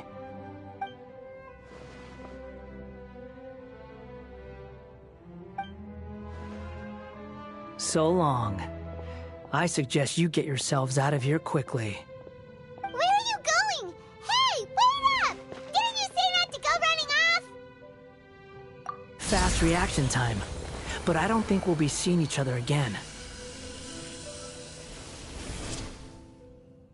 From this day forth, the names Balladeer and Kabukimono will cease to exist. Those who died in Tatarasuna because of me deserve another chance at life. Hey, Balladeer! Don't do anything stupid! You know, I never did like insects. Hordes of the puny things swarming together can be a real nuisance. And I enjoy nothing more than to stamp them out like the pests they are. But if a colony of harmless ants isn't threatening anyone, I guess they deserve to be left alone. Luckily, everything can be set right. It's time to solve this once and for all. Balladeer! Balladeer! Uh-oh, he disappeared. Come on, we gotta find him somehow.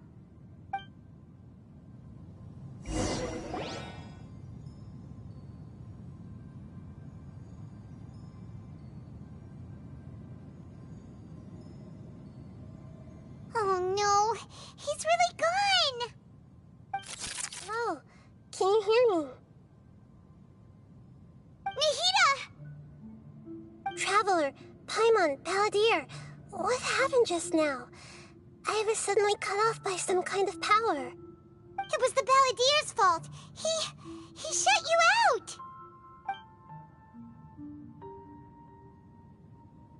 I didn't think he'd be capable of something like that with so little power left. Did he keep some of his power hidden when he was defeated? Or did he achieve something beyond his abilities, and it took everything he had? Where the heck did he go? Oh, it's all our fault.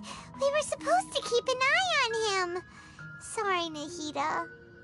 Don't be. It's not your fault. Please, let me handle this from here, even though I'm not sure I can solve it. We're running out of time. Follow my lead and get out of Irminsul as soon as possible.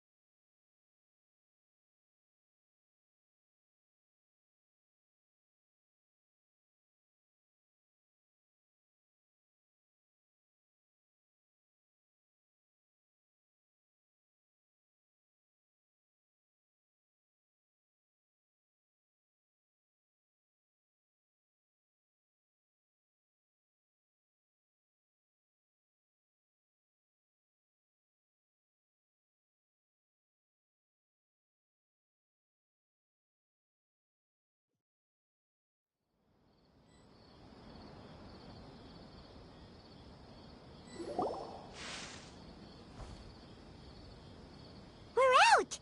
And we're at, an inn or something? This is an emergency. I'll have to ask you to stay here for now. Everything's arranged, and nobody will disturb you. I'm sorry, but this isn't something I need your help with. Leave this one to me. An emergency? How bad is it?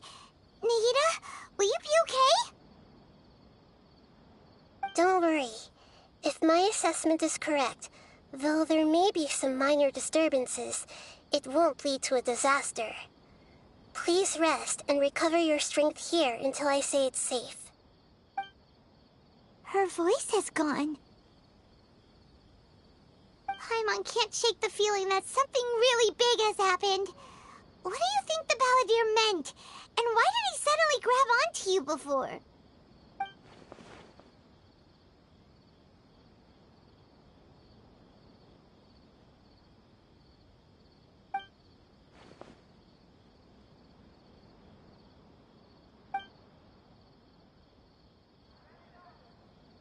He wants to change the past? But surely that's impossible! just rewrite history. All that stuff happened already in real life. It's like, imagine Paimon drank all the water in this inn. Even if no one was there to see it, Paimon would sure as heck remember drinking it. So, why does Paimon still have a bad feeling about this? Paimon can't help but feel scared about what he might do. Oh, Paimon's so confused. Huh? Ah! Sorry, Paimon accidentally... It's the Balladier's fault for causing Paimon all this mental stress. But erasing yourself from history? It's unthinkable. Is that really possible in Irminsul? Uh-oh. Paimon's head is overheating from trying to understand what he's up to. And it's still not working. Ugh. Paimon's had it with that little brat. He's been nothing but trouble ever since we met him. There's no way he'll actually succeed, right? Otherwise, won't everyone who's connected to him be affected too?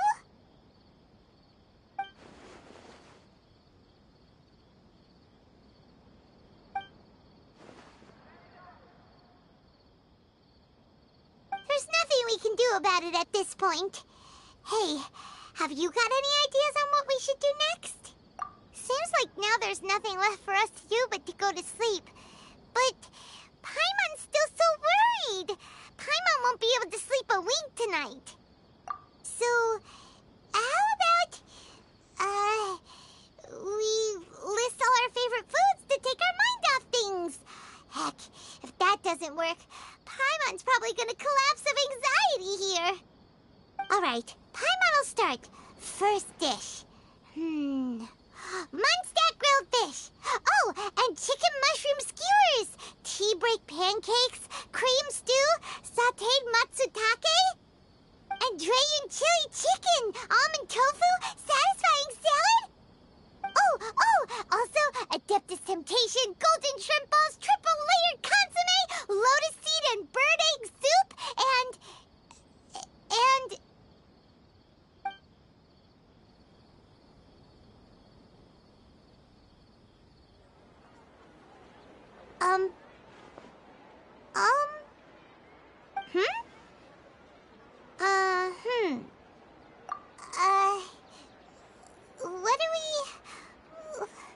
What was Paimon supposed to be doing just now? Paimon was, talking? Huh. Paimon suddenly can't remember what she was talking about. The Balladeer? Is that a food too? Huh. Weird name, though.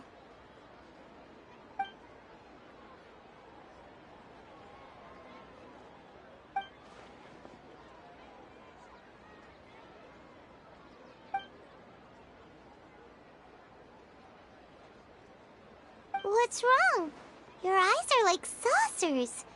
Was it something Paimon said? So, the Balladeer.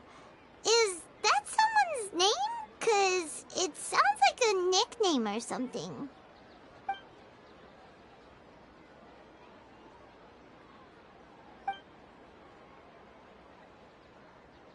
Okay, sure. Where are we going? Huh? Fine by Paimon, but is everything okay? You're acting like this is an emergency.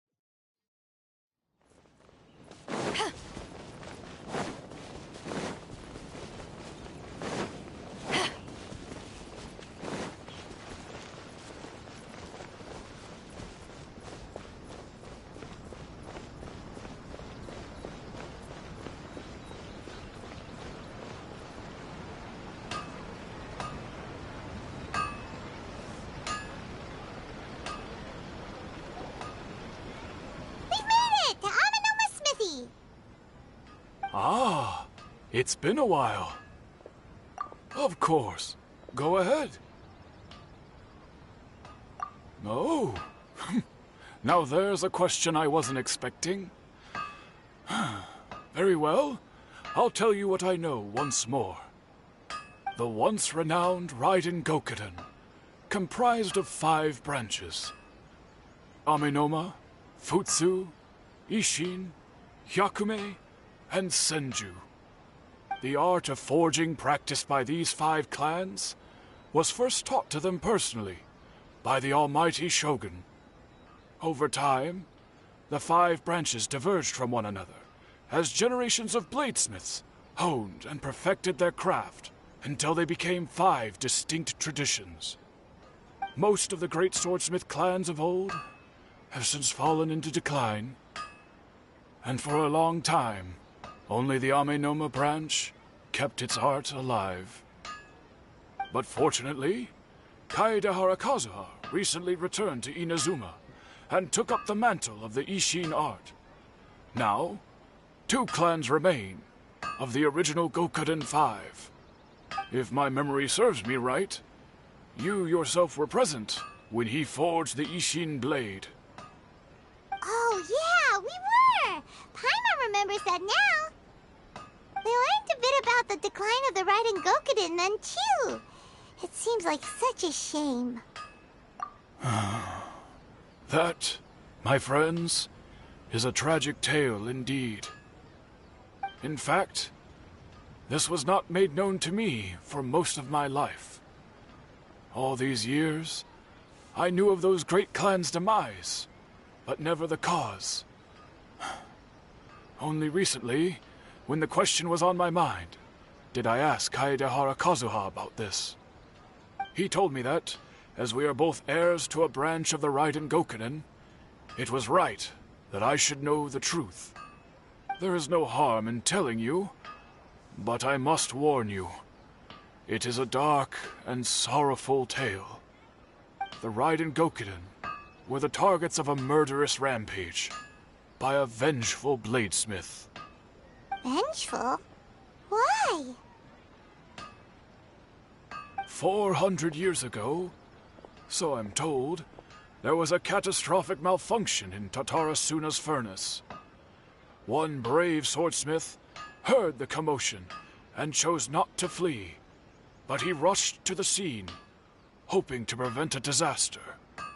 Tatarasuna was home to a state-of-the-art forging and smelting operation in that day, and overseeing it was the armory officer. His surname was Niwa, though he had family ties to the Kaedehara clan. Knowing that they had just one chance to save countless lives, Mr. Niwa and the swordsmith leaped together into the furnace. The furnace quickly stabilized, but neither of them made it out. The smith's death, though heroic, dealt a devastating blow to his family's fortunes. His orphaned son was left to fend for himself, and grew up deeply resentful at the world. In his heart, the whole of Inazuma was culpable in his tragedy. He hated the almighty Shogun for her apparent indifference towards his father's death, and he hated everyone who had done nothing to try and save him. Powerless and destitute, the only legacy he had to pass on to his children was his hatred. Generation after generation bore this grudge, living in utter misery. Alas, if only the story could have ended there. But 100 years ago, the then head of this family reached the end of his wits. He could bear their fate no longer, and yet he could do nothing to change it. Finally, he made a drastic decision to take revenge on the Raiden Gokuden. In doing so, he sought to vent his pent anger and shake the very foundations of Inazuma's forging industry. In his fury, he murdered indiscriminately, killing even bladesmiths from the Hyakume clan which he belonged to. His goal was absolute, the devastation of all of the Raiden Gokuden. But when he came to the Kaedehara and Kamisato clans, His killing spree came to an abrupt end. He failed to catch them unawares. They fought back, fiercely, and they did not spare his life. That is why the Kaedahara clan and their Ishin art survived that day. I suppose they were the lucky ones, under the dire circumstances.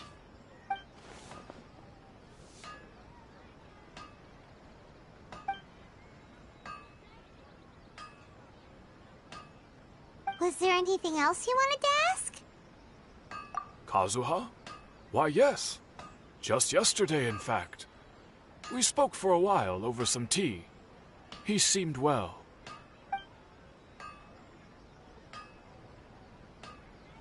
My pleasure. Don't tell Paimon. There are other places you want to visit too, right?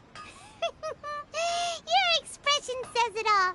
You can't hide anything from Paimon. On to the next stop. Lead the way, traveler. Paimon will be right behind you.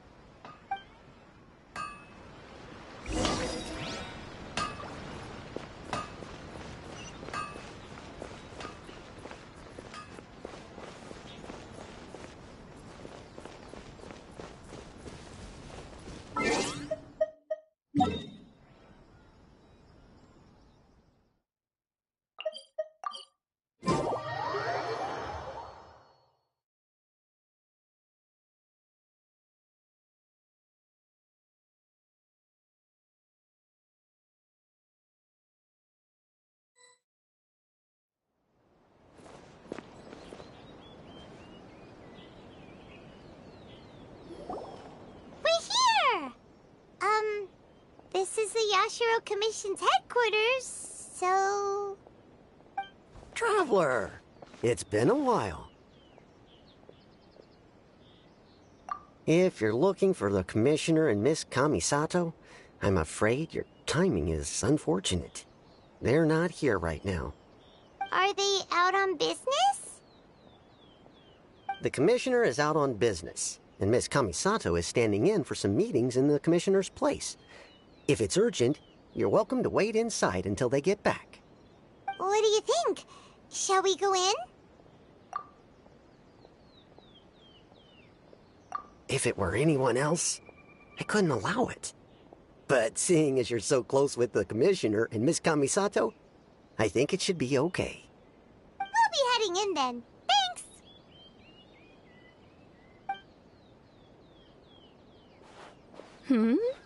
Hello, dears.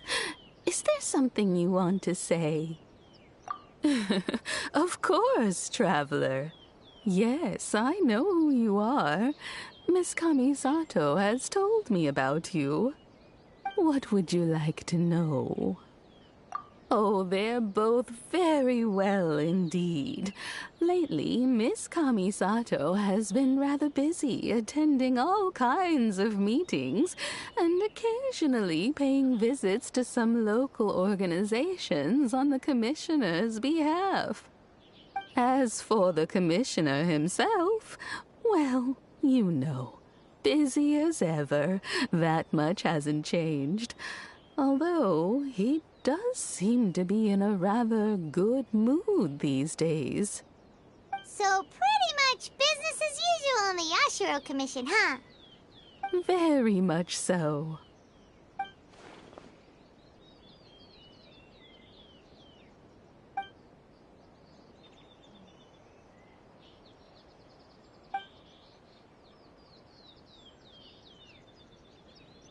Well, got any more questions? You're very welcome. In fact, I would love nothing more than for you to come and visit more often. But I'm sure you must be far too busy to have time for that. Miss Kamisato talks about you all the time. She seems so thrilled to have you as a friend, and she's always saying how talented you are and how much she admires you. I must say, many things in Inazuma seem to have taken a turn for the better since you arrived here. So you're not just Miss Kamisato's knight in shining armor, you know. You're a hero to us all. I mean it. Whenever the commissioner dines at home, Toma always joins him. I always find myself at my most relaxed when I'm serving the two of them and listening to them chat away. The commissioner has such a busy schedule that he doesn't always have the chance to take his meals at home, but given the opportunity, he always prefers to dine here. They say it's because Toma's a much better chef than most. Oh, the commissioner is so fond of home comforts. They get to talking about you sometimes, too, you know. Always with a very fond tone. The way one would talk about dear old friends around whom one can truly be themselves. Miss Kamisato occasionally joins them as well. Whenever the whole family gets together and they start talking about people they've met and experiences they've had, you always get a mention. It's been many years now since the late Mr. and Mrs. Kamisato passed away. Much has happened in the Kamisato clan in that time. As someone who is old and gray enough to have watched their son and daughter grow up, it makes me so happy to see them meet a dependable friend whose company they enjoy so much. So, in the future, if you ever do have the time, please know you are always very welcome at the Yashiro Commission headquarters. There will always be at least one old lady who would be delighted to have the pleasure of your company. Wonderful. Thank you. Paimon likes it here, too. Also, you were saying something about the food here being really great. Paimon's itching to try it. We may just have to invite ourselves around for dinner sometime. Paimon meant we should come pay a visit again real soon. Ideally around dinner time. Of course. You're always welcome. Alright, goodbye for now. Where are we going next? Great! Goodbye, ma'am! Don't worry, we'll see ourselves out. All right, then. Take care now. Hope to see you soon. Oh, are you two leaving already? Yep, everything's taken care of now. Don't worry. Very well. Safe travels. Goodbye.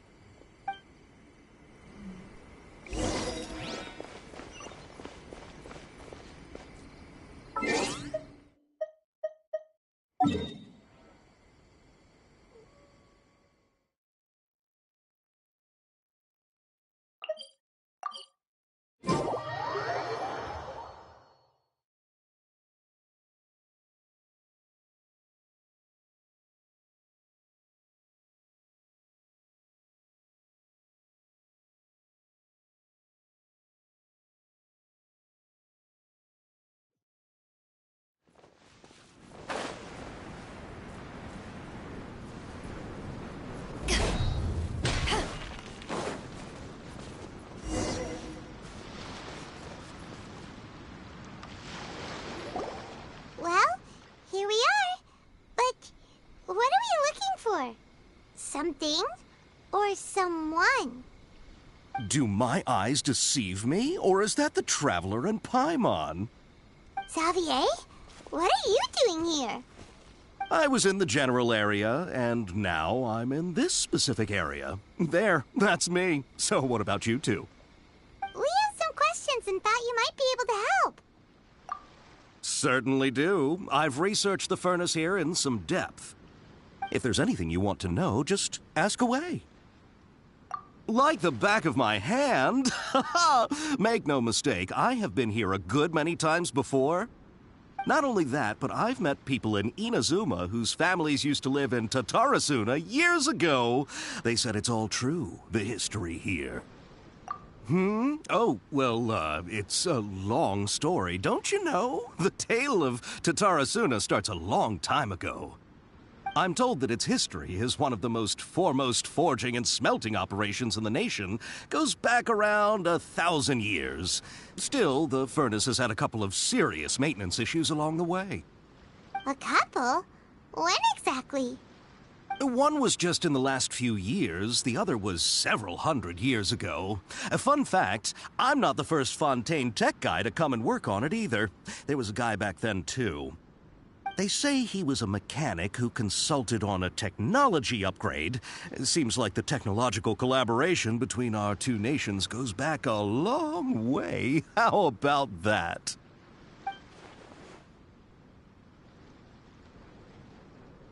Hey, weren't you gonna ask Xavier something about Tatarasuna?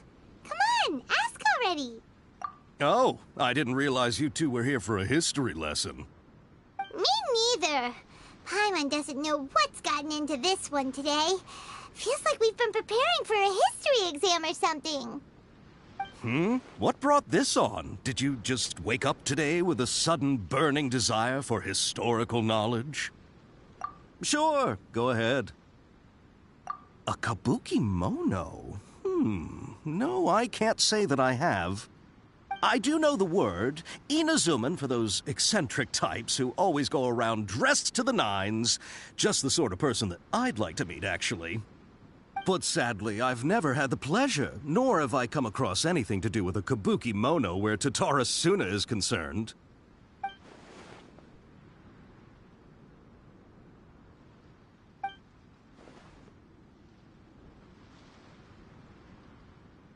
Of course! Don't mention it.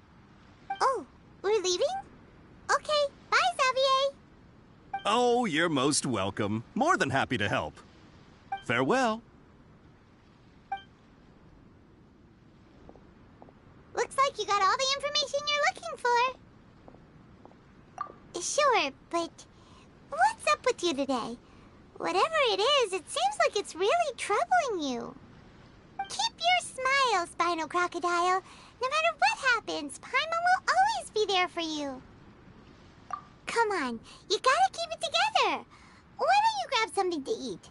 You can't go facing life's challenges on an empty stomach. All right, let's head off and go meet Nahida.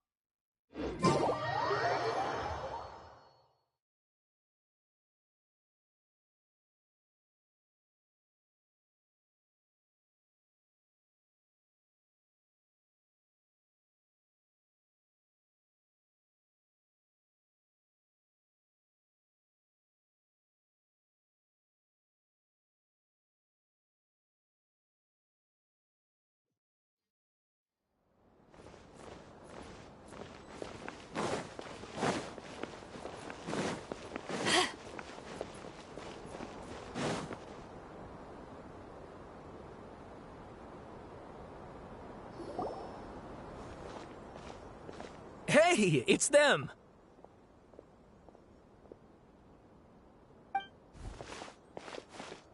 Akaba, Sawada, you're still here?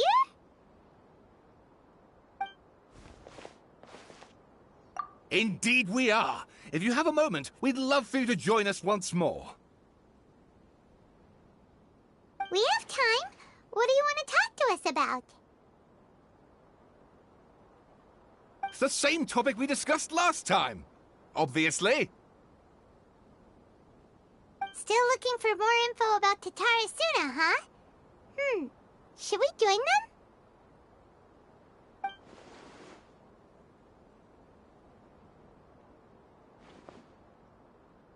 Unfortunately, we haven't made any real progress. Huh? Oh, of course.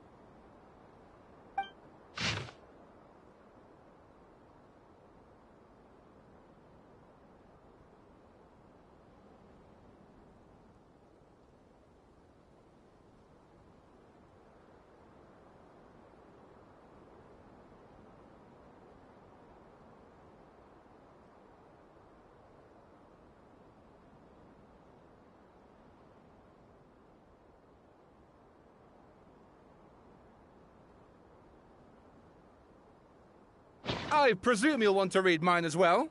Here.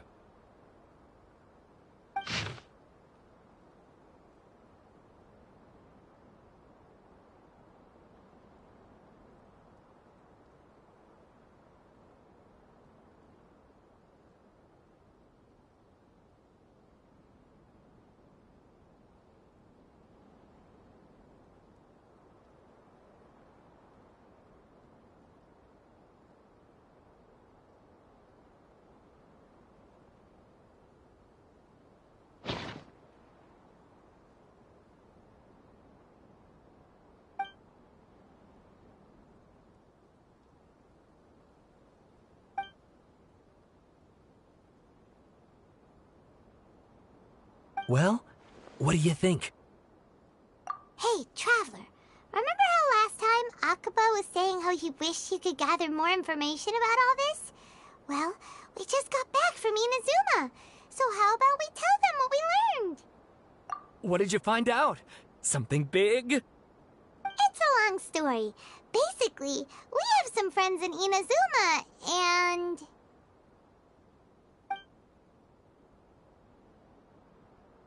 Wow, so many new details. Thank you so much for sharing that with us. Well, well, so it all comes down to one man's desire for revenge. Huh. You heard this from a member of the Amanoma clan, you say?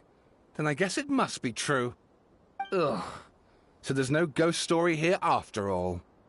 This new information actually lends further credence to my hypothesis. Evidently, swordsmiths were seen as having an incredibly prestigious role in society those days, to the extent that harming them was conceived of, at least by the perpetrator, as a way of exacting revenge against those in power. Yes, yes, okay, point taken, you were right. But that doesn't mean I can't carry on with my novel. And they're back at it. These guys are really into this. Oh, so sorry. Look at us, prattling on about our projects and ignoring you. Thank you so much for the information. You're welcome. See ya. Keep us in the loop if you find out anything else. Will do.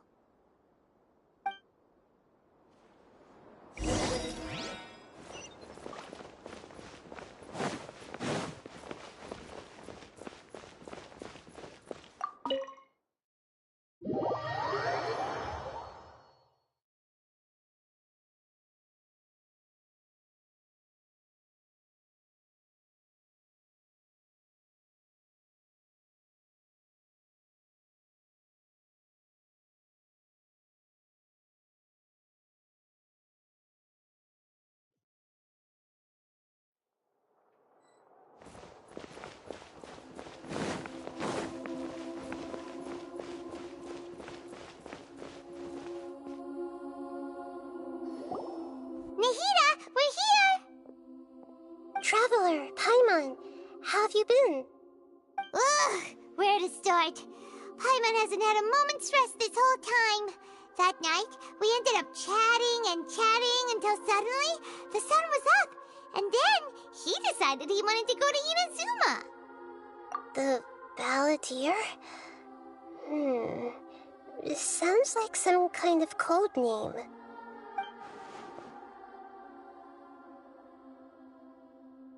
You look troubled. Is there something you need to tell me?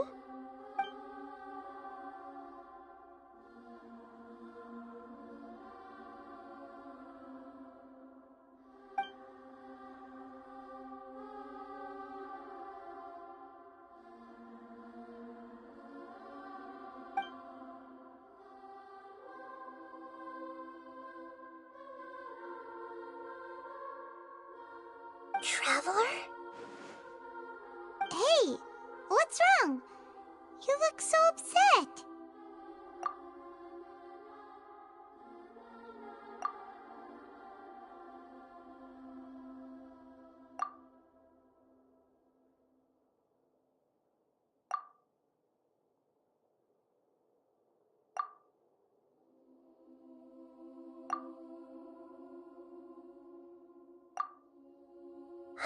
That's quite a story.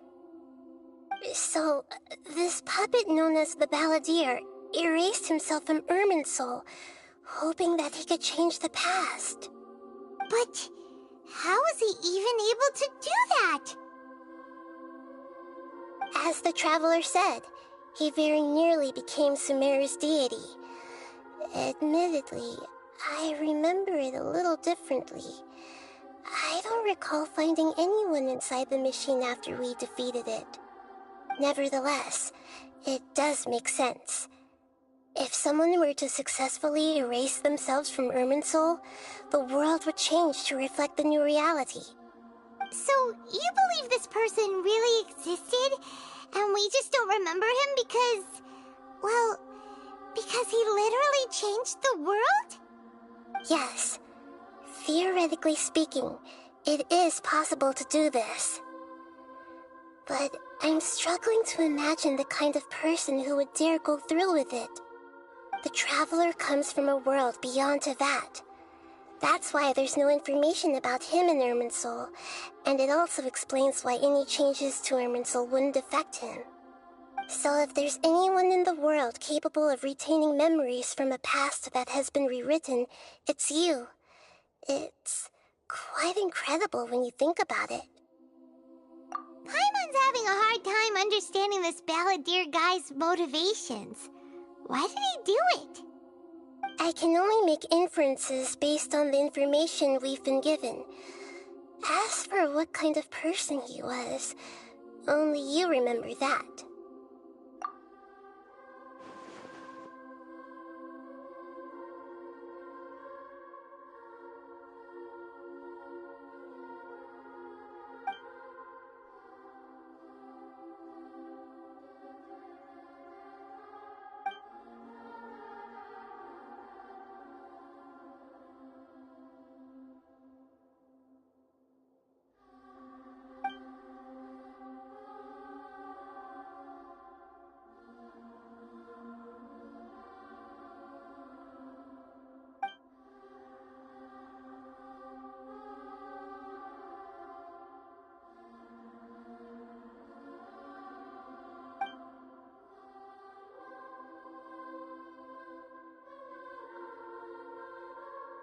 Something else worrying you? Something that you can't share? It couldn't change the fate of the ones who had died, right? Once the Balladeer realized he hadn't been betrayed after all, it must have completely changed his view of the people of Tatarasuna. Now he saw them as friends again. He couldn't keep hating humans after that, and if he thought there was a chance he could save his old friends, it would be hard not to try. The story makes sense, every part of it. The Balladeer tried to achieve godhood with the Doctor's help. He was unsuccessful, but retained the power to connect with Irminsul.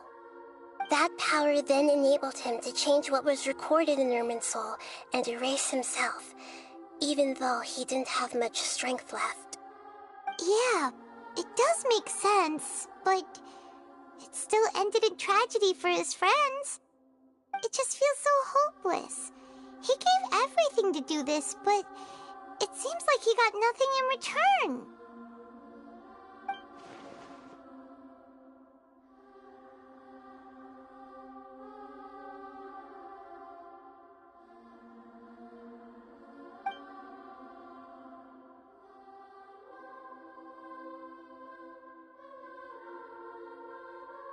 Please wait a moment. I want to check something. Found it. This should be the one. It turns out that I have a strange way of confirming everything he has told us. What is it? A record from a personal collection. It was tucked away in a corner. You should take a look.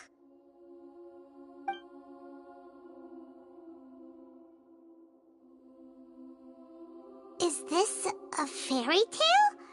Who wrote it? I authored this record myself. Huh? You wrote a fairy tale that somehow has something to do with the Balladeer? When combined with the Traveler's narrative, it's clear that this story is an allegory. Everything in it is a symbol for something else. Hold on. So this record survived from the past? Yes. Any information about the Balladeer or the Kabuki-mono and other records will have been changed. But I wrote this story in a way that means it was left intact. Changing the information in Irminsul changes to that. But Irminsul can't change information that was well hidden in advance. I guess I must have written this story as a backup before the Balladeer entered Irminsul. That's incredible! What a great idea! And sending the Traveler into Irminsul with the Balladeer must have been a further precaution. I knew he'd remember everything. This story is abstract enough that it still resonates with the present information recorded in Irminsul. But if we connect all the different pieces together, the true story that emerges is the one he told us, the now erased life of the Balladeer.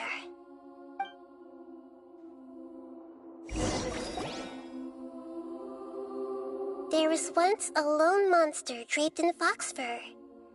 The monster found a family of foxes, joined them, and they became friends. The monster lived with the family day and night, and everyone treated it as one of their own. Once in a while, the monster would take off its fox fur at night and lament to itself as it gazed at its reflection in the water. I am a monstrosity, yet they are too foolish to see it. I pity them. But the monster soon found solace when another came to live among the foxes who was not their kin. A kitten, carved from the wood of a white tree who had been abandoned by the humans. The kitten too wished to become a fox, but its tail was too slender and it could not grow a coat of richly colored fur. Yet when the other foxes saw this, they spoke words of comfort to the kitten. Even without a tail and fur like ours, you are still one of us. Furious at this happy resolution, the monster lit a fire on the mountain. The terrified animals panicked as the fire spread. The only way to extinguish the flames was to make a sacrifice. A gray fox stood up and addressed the monster. It said, "You are the cleverest among us. Surely you can help us find a way to solve this." The monster smiled, led the fox toward the fire, and murdered it. The gray fox's heart was turned into a beautiful drop of water, clear, spotless, and pure. The monster gave the heart of water to the kitten, telling him, "The foxes have decided. You are the one who must be sacrificed. Take this, quench the flames, and die for your fox kin." The fire was extinguished, but the kitten lived. It left that side of the mountain and found a little bird who had a broken wing. The two promised they would spend their whole lives together, but the little bird did not have long left to live. It passed away soon after. After burying the bird, the kitten left the mountain for good. Never again would it cherish a single creature, nor a single blade of grass that stood on that mountain. The kitten spent the nights wandering aimlessly, gnashing its teeth at the moon. How it wished to swallow the moon and devour the moonlight. If the world could only return to darkness, then it would finally be peaceful and content. I will become the new moon, the answer to everything. Then, no one will know that there were once birds, foxes, and cats in this world. And no one can know that they were different.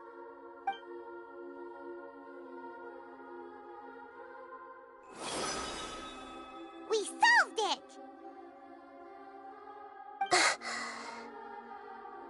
I remember now. This is not just the Balladeer's story. It is his very own memories. I made a backup so that it would be preserved no matter what happened. To become a god, he was experimented on and modified countless times. It was brutal torture, and the only reason he was able to survive is that he was a puppet. This memory was extracted from him by the scholars. Presumably, they kept it to have something to defend themselves with. Creating a deity was just the first step. Some of them wanted to be able to control it. That's why they backed up his memory for later use. I buried it deep inside one of my own dreams, and then hid it inside an allegorical story so that it wouldn't be altered. It's hard to believe that this person really existed, let alone that he tried to get rid of us on more than one occasion. Paimon has no memory of him at all. He completely vanished like a puff of smoke. The Balladeer agreed to help me look for information about the Descenders, and although he was unsuccessful, he still helped you. Before he vanished, he confirmed an important detail, that Conria was where your twin first came into this world. We still don't know how the change to Irminsul will affect the senior ranks of the Fatui, but in all likelihood, they won't even remember their own Harbinger. It sounds like Paimon wouldn't like this guy a whole lot if he was still around. But still, Paimon doesn't like the way it all ended that much better. This is why wisdom alone cannot answer all our questions. We look, we see, and we comprehend, but the question still troubles us. So the answer is not everything. People yearn to find the truth and then conquer the troubles they face. When you give someone the truth, you give them a chance to choose their own destiny. To others looking on, this may seem like a pointless endeavor, but for him, the chance to act on his desire to disappear must have meant a lot.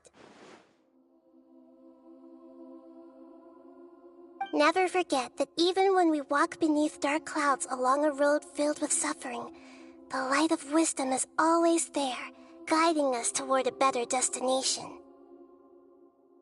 And that is what you have been doing all along. Yeah, Nahida's right. Cheer up! How about we go get something to eat? We can pick up this heavy conversation again later. Good idea. Paimon, why don't you take him out for a walk to clear his head? You got it! Come on, Traveler! You need to get out of your head for a while. You'll feel much better after taking a walk. Let's go get a snack from one of the stalls in the Grand Bazaar! That'll be sure to lift our spirits. It must be really tough being the only one who remembers all that.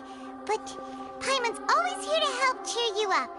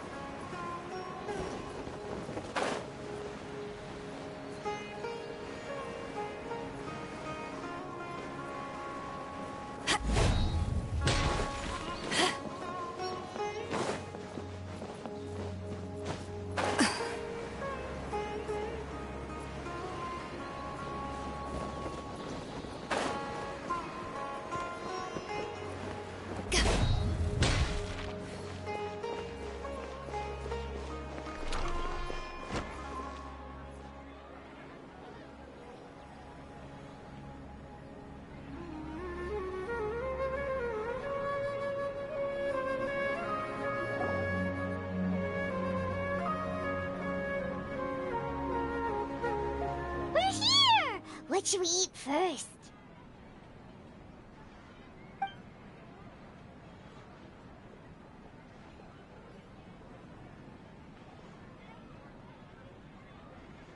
Hey, are you gonna answer or what?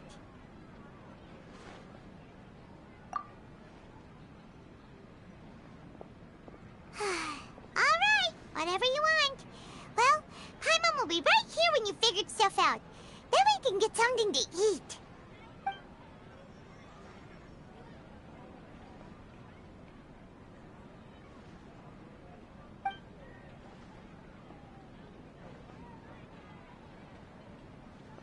What is it? Have you figured it all out?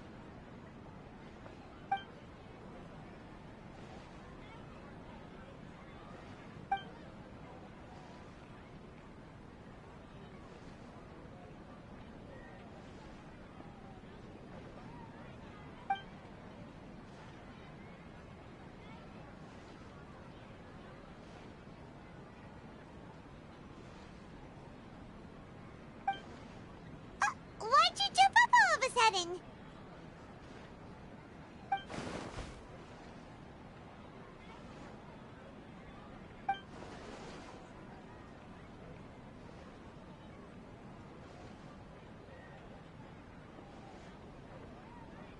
Excuse me, boss. There seems to be a small problem with the last bill. Look, here.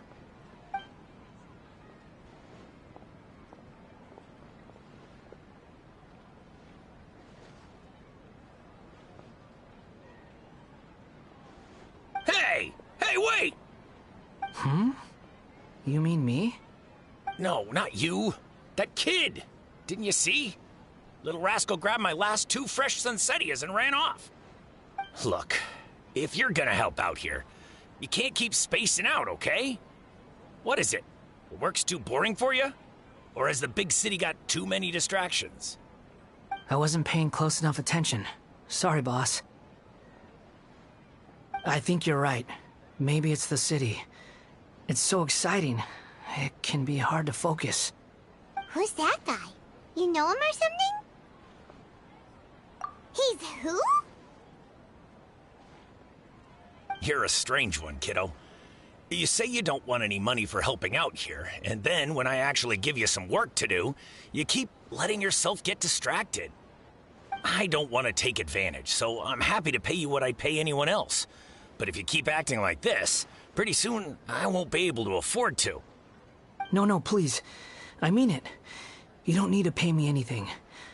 I'm just so thankful you agreed to take on an outsider like me. You're welcome, I guess. But I got bigger things to worry about. Look, we're all out of Sunsettias, and I promised the lady down the street I'd deliver a fruit bowl this evening. Leave it to me. I'll find some more. Just a moment. I'll be right back. Stop. I'm gonna level with you, kiddo. I've never met a worker who said they didn't want a wage before. And at first, I got greedy. Couldn't believe my luck. But I figured you'd start asking for something in return eventually. You don't want money. You don't take days off. And in your free time, all I see you do is wander around, taking in the sights. Are you a drifter or something? That's right, I am. We can talk more about that later. First, let me get those fruits you needed. Sunsettias, was it? I'll be right back. Hey, what do we do now? Okay, stay out of sight. Don't let him see you.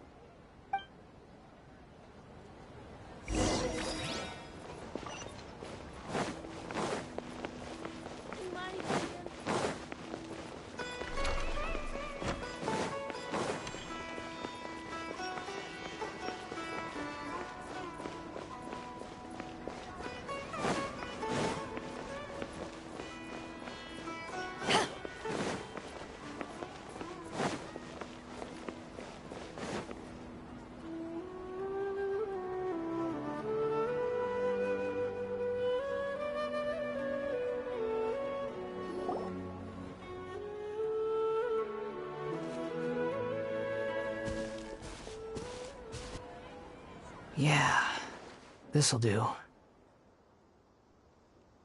Even say he's the balladeer, what are we planning on doing? Stealing his Sunsetias? Isn't that a bit too cruel? Oh, all right. This should be enough. Guess I should wash them before I take them back.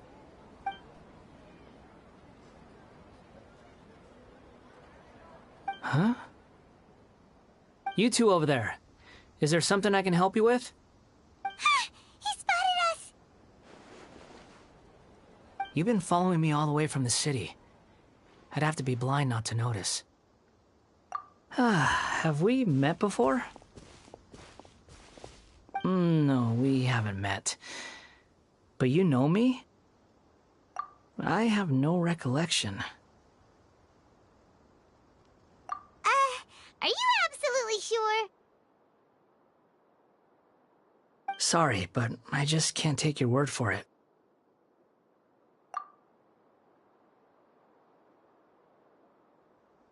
A puppet? What makes you think that? Huh? You were right! The look on his face! I guess you do know me after all. That is not something I share with a lot of people. Look, I'm just a wanderer. But seeing as you've gone through all this trouble to track me down, I'm sure whatever it is must be important. Okay, but please let me deliver these goods to my boss first. Are you really working for that guy? He said you don't want any more for it. Is that true? Yes, I ran into him out in the wilderness during a storm, and he let me take shelter in his cart. In return, I said I'd be his helper for a while. That's oddly nice of you. Let me take these back. Then I'll come with you, okay? Then let's return to the city.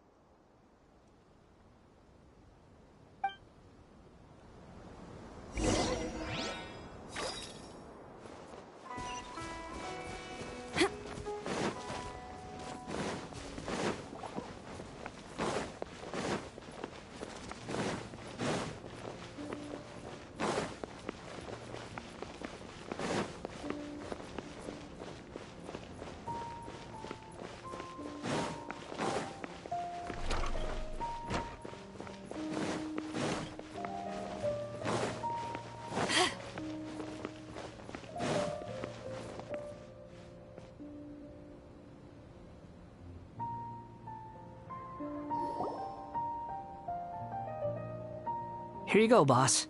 I'll leave them right here. Oh, you really went and picked some more.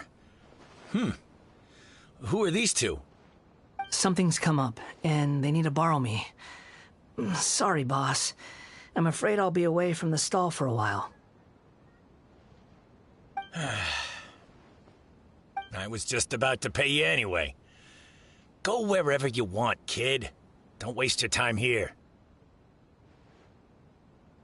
What? I get it, okay? You just wanted to help me out, to thank me for giving you shelter from the rain that day. Even then, I don't understand why you're so adamant that you don't want any pay for it. But look, it was pouring down, and there you were, sauntering along without a care in the world, like you had nowhere to be and didn't even care that it was raining. Imagine you were me for a second. It's a little weird, right? Why's this guy traveling during a rainstorm if he's not trying to get somewhere? And why's he taking a shortcut through the open country if he's not even in a hurry? But anyway, taking you in didn't put me out even slightly. You don't owe me a thing for it. Certainly not all this. Your time is valuable. You know, you should go live your life. But I don't...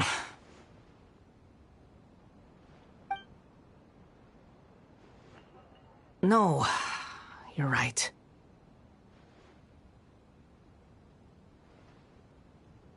Then I suppose this is where we say goodbye.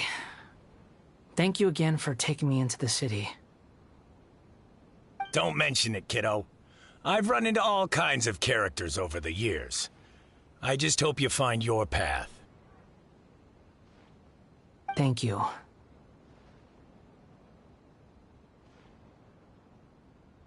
All right, done. Thanks for waiting for me. We can go now.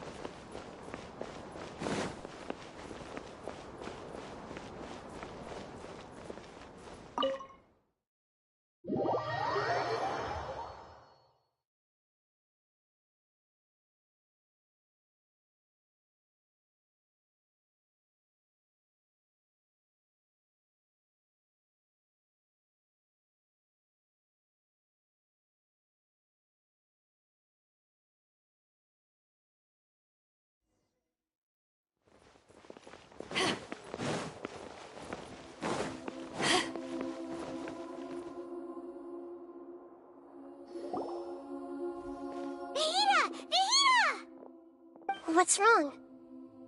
Huh? Are you? Hello.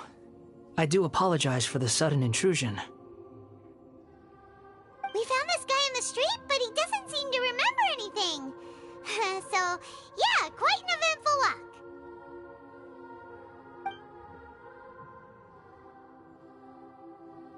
You say that you are trekking across Teyvat to train yourself. Many other Inazumans who describe themselves in this way call themselves Shugenja. Why do you refer to yourself as a wanderer? Well, it seems more relevant in my case. To me, it sounds like a plant with no roots. But these two claim that they know me, and that I have a hidden past unknown even to myself. I wouldn't call it the past, but rather... this is a difficult one to explain. I don't like to rely on using terms like this often, but in your case, it seems that it ought to be called, previous incarnation. Oh, like a past life or something? Yes, something far more distant than the past. So far away that you cannot perceive it. Okay, I have to ask. What was I like in my previous incarnation?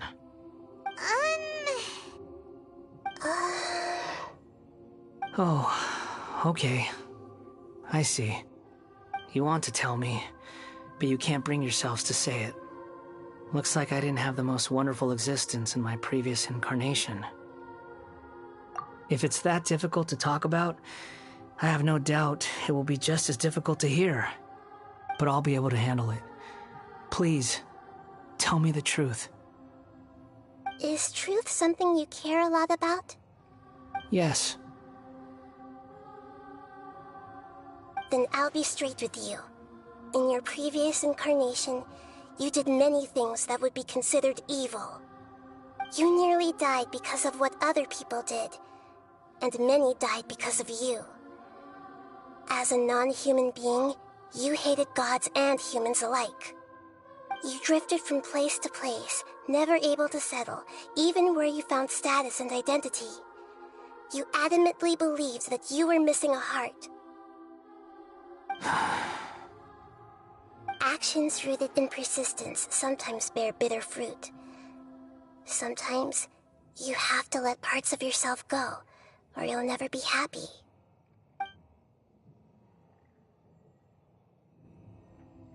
I gave everything I had, but it barely changed history at all. In terms of the outcome alone, that's true.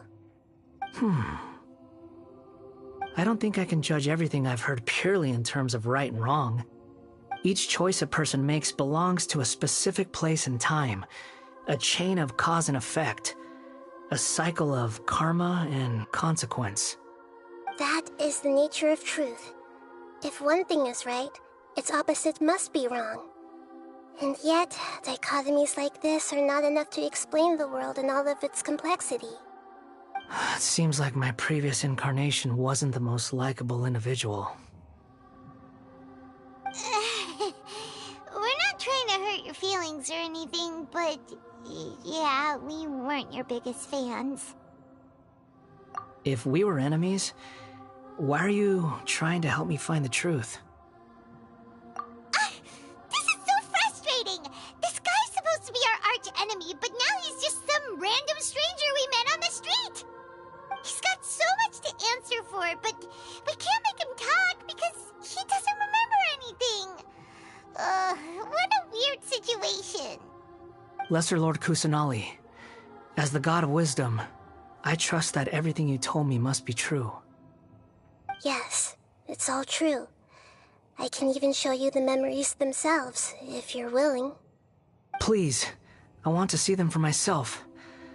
I want to experience my own transgressions. Even though it will cause your present self great mental anguish? I'm just a puppet, with no heart and no name. There is nothing in this world for me to cling to fill the void within me. Except maybe these sins that can never be undone. Very well. As you wish. Wait, shouldn't we go with him? This one's kind of on us for bringing him here. Don't worry. Whatever danger I might face, it's my burden to bear. Traveler, could I ask you to supervise him on my behalf? Oh, good point. Given your, unique situation, we'd better keep an eye on you. Understood. Thank you. Now, prepare yourselves, everyone.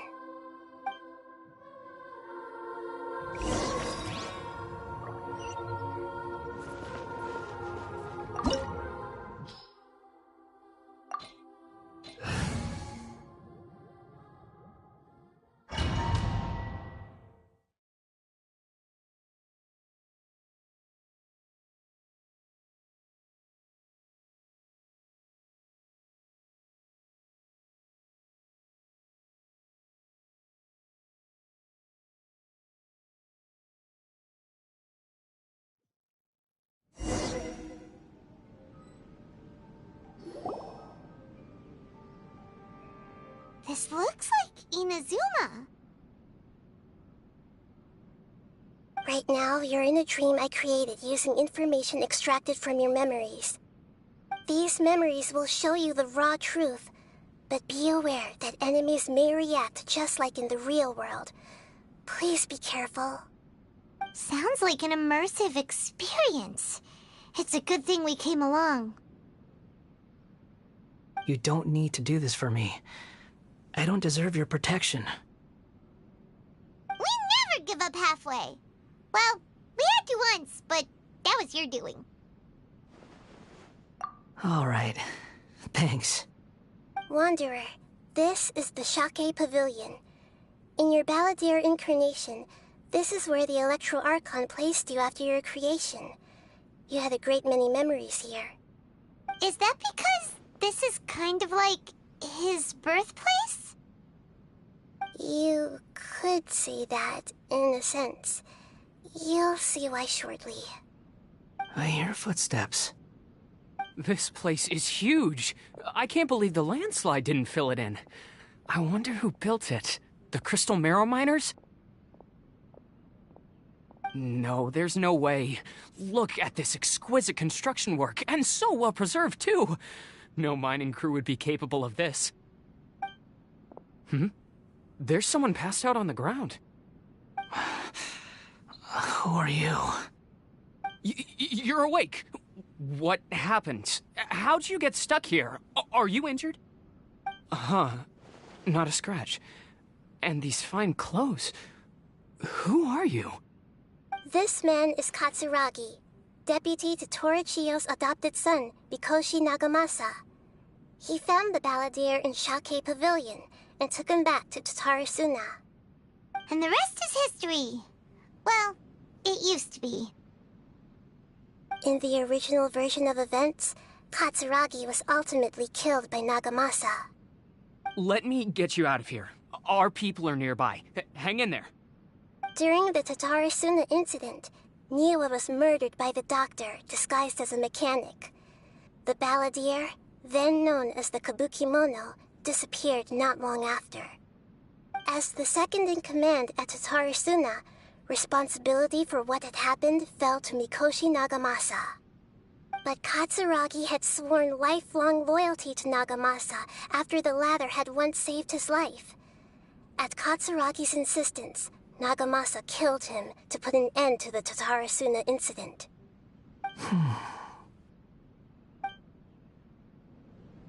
Katsuragi seems like he was a good guy. He looks like a warrior, but he has a kind face. Why couldn't he live a long and happy life?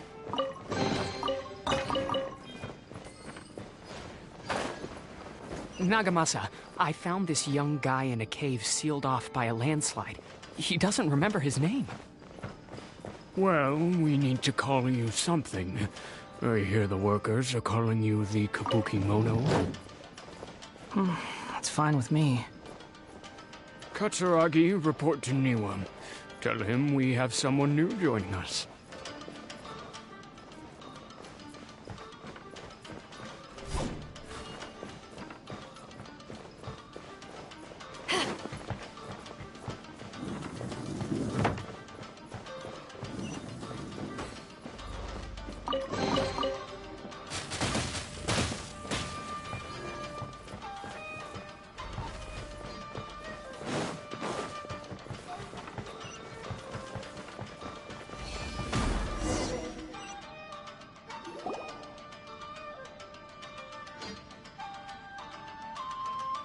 Huh?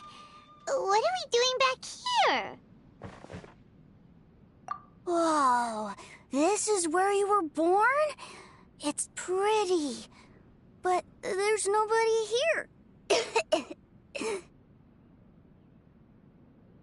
I was abandoned, like you. I lived here for a while at first, but there's nothing for us here. We can't stay. Okay. I heard my mom and dad used to make swords, but the factory manager died, and then my dad got sick.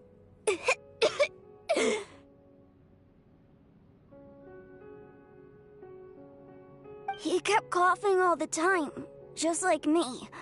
Then Mom started coughing too. But you can't. You promised me. Yup, we're family now. We're gonna be together forever and ever. This child didn't have a name. Or rather, the Balladeer didn't know what to call him. His father died before he could name him. After his mother died, the child stayed in their straw hut alone. Some of the neighbors helped to raise him. After leaving Tatarasuna, the Balladeer ran into this child who didn't have a name, just like him. They made a promise to live together.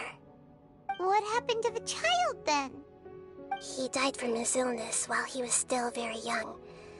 The balladeer came home one day and found that he had stopped breathing. Hey! What's wrong? Say something! You promised me we could be family! You're no different from Niwa and all the others. You betrayed me too.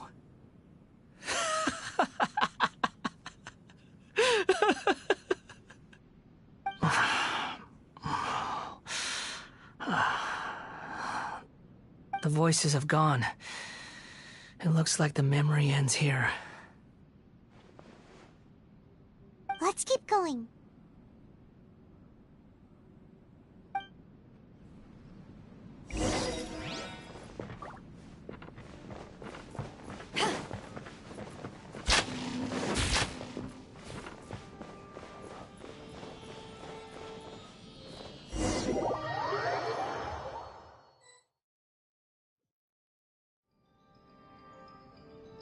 You do realize you're blocking my path. I come not to obstruct you. I've been waiting. What you are truly is a weapon. One that could be wielded with an iron will.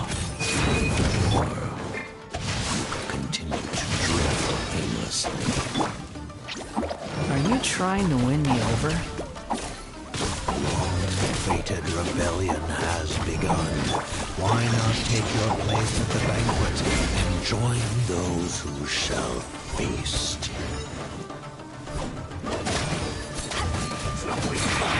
Counterattack! This is it. No, my soul! Come at me! Bamboo! No excuse for slacking! You can't run! Time to fulfill my duty! Don't get it, Uruguay! No slacking off! That's all you got! Don't be a killjoy! We've only just begun! Looks like I went too far.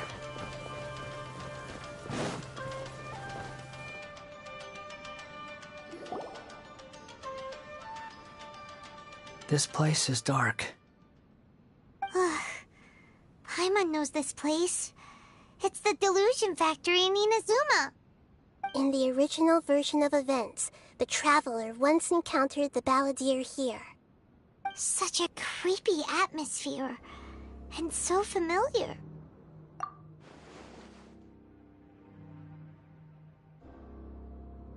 Hey, look over there! Well, well, my fair lady. Is this rundown factory and these incompetent fools all for me? Wow. You shouldn't have. Huh. What do you have to gain from belittling your subordinates? You might not want to admit it, but you are a part of this plan. Perhaps you find fighting in the Abyss to be a more meaningful use of your time? Oh, but of course, even this pales in comparison to being experimented on by the doctor. What a sharp tongue you have. Funny how negotiating never seems to be your strong suit. For the task ahead, I suggest you keep your true feelings to yourself. Save your breath. I know what I have to do. I'm sure you think so, but I still think you need to hear it. Don't start thinking you're invincible, and don't let your emotions get in the way. Surely you're not worried about me. I just can't have you getting in my way. You and Child never fail to find ways to complicate things. I'm merely lighting a little fire in this chaotic nation. But you, being tossed out like trash, must make you want to destroy it completely. Do you remember the last time you were here? That was a lot of swordsmiths you killed. I'm sure the descendants of the Raiden Gokaden are still suffering the consequences now. Look at you. Oh, don't get so sentimental. Now, give that poor little tongue of yours a rest and stop pretending like you're above everyone else. Bye then. See you at the victory feast. poor little tongue? She's playing with fire talking to me like that. Who does she think she is? Forget it. Someone might find me here any minute now. I should prepare to give them a warm welcome.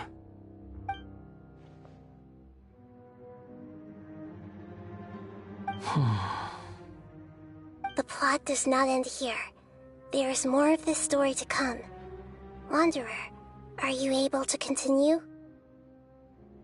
Yes. Please don't worry about me. Why are you staring at me in silence? Can't you think of a nicer way to express yourself? I'm under no obligation to be nice to you. Besides, I thought nothing mattered to you except results and your own interests. Isn't that right? Witch? Muddle-headed puppet. You're only number 6 because you can take more abuse than other humans. Do you really count that as an asset? You're about as much fun to be around as a raging inferno. But before we murder each other, it'd be best if we finish our duties. Don't look at me. Just... Rain cutter! Huh? Can't run from death.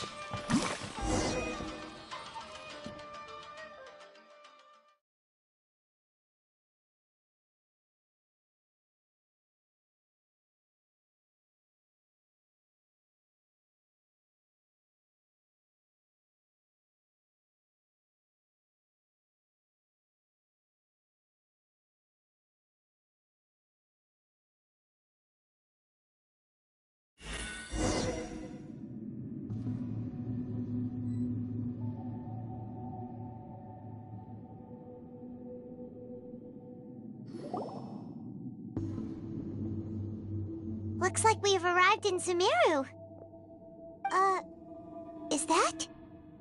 Considering that Amorta's sage, Nafis, refused to join this project, I'll take part in the experiment in his place. Welcome. I look forward to a fruitful collaboration. When do we start? You seem impatient.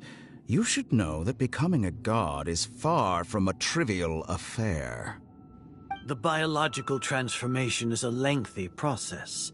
As such, I too would recommend that we commence as soon as possible. In the event that a successful connection is established, his body will become permanently bound to the machine, and he will be unable to move independently of it. Nothing worse than what I've been through before then, Doctor. You were the most resilient test subject I ever came across. Thanks to you, I was able to garner a great deal of information. Alas, after that, you were under orders to remain in the Abyss. We barely saw each other, and it became difficult to further refine the knowledge I had gained. That was gracefully worded. Ever wonder what they think if they knew that nothing matters to you, apart from your crazy experiments? I suggest you speak to me in a more respectful tone, Scaramouche. The mere fact of your utility does not make you indestructible. The doctor again? That was uncomfortable to watch. That person gives off a very sinister energy. It's normal for him to give you the creeps. He scares the bejeebers out of Paimon. Let's move on.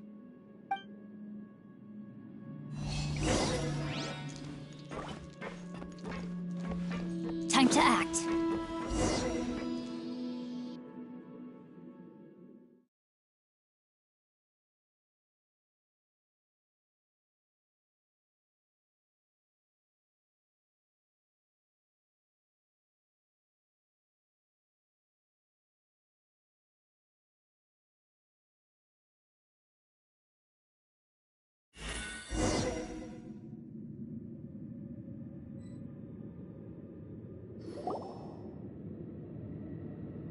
You're a god.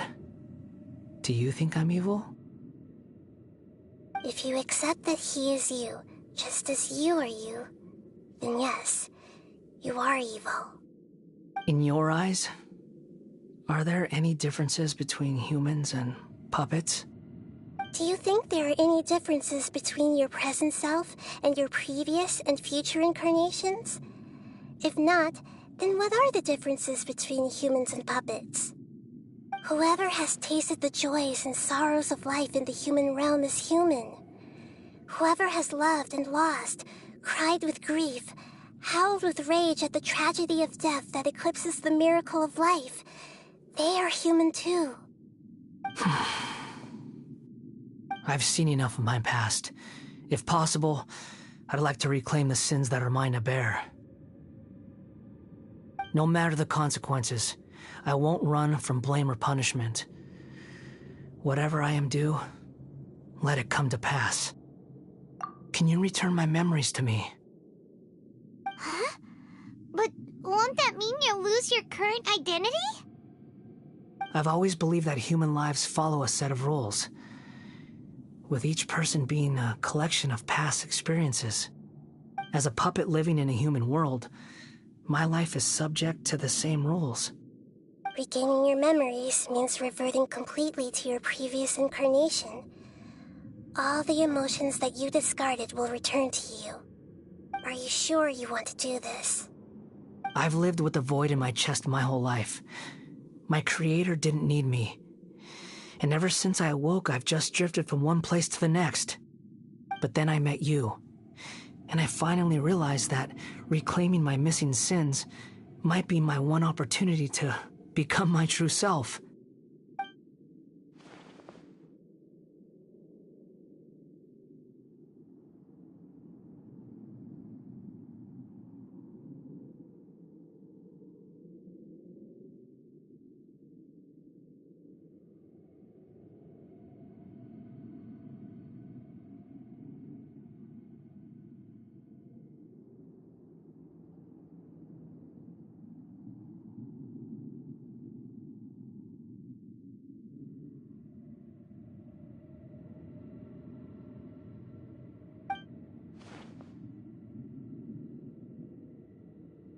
I've always felt I have an innate tendency to yearn for something more, in a way that goes deeper than for most people. But for all my soul-searching as a Shugenja, I've never fully understood it. Looking at it now, it seems that I brought this curse upon myself. So I beg you, grant me this opportunity to gain a purpose, to change my destiny, and end my wandering. Very well. Since your mind is made up, I will return to you that which is yours.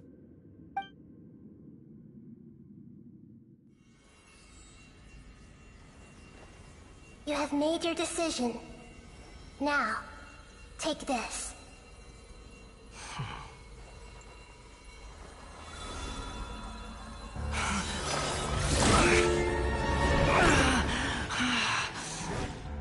Set him free. A puppet? What's he doing here? You're a human as far as I'm concerned. Everyone's here. Wonderful. What a fine blade. Nagamasa will be thrilled. This is my...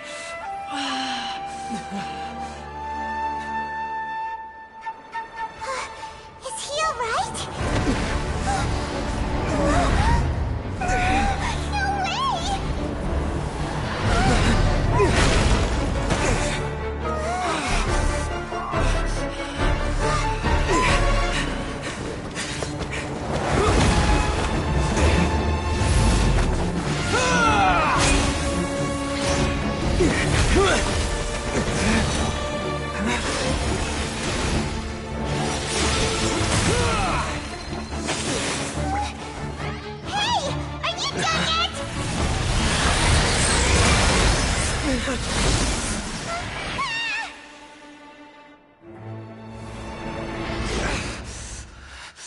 All worthless dross will be purged.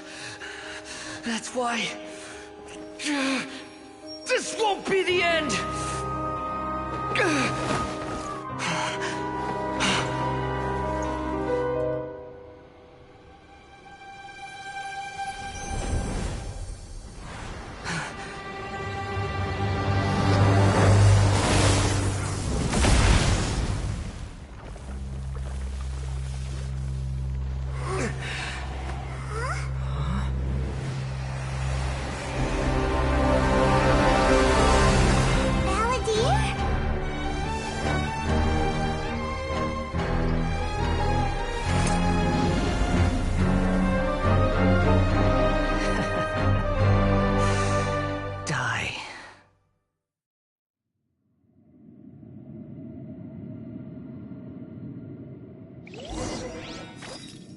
This is trying my patience.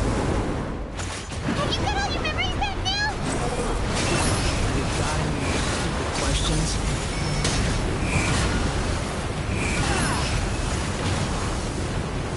Feeble human!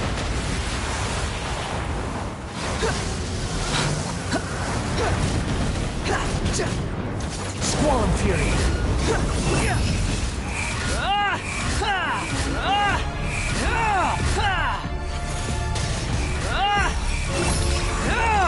At my command, you shall fall! Behold! Nothing worth mentioning.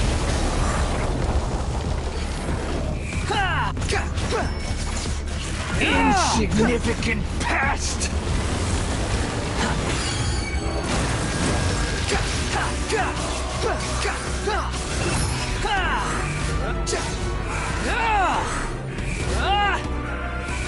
My endless cycle begins!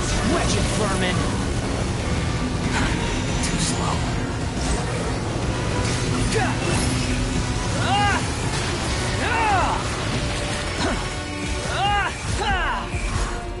Feeble human!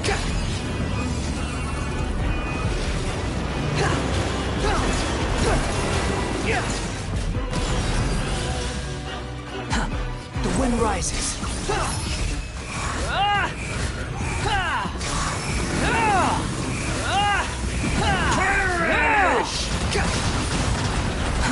Too slow. Quit following me. Behold! Churn!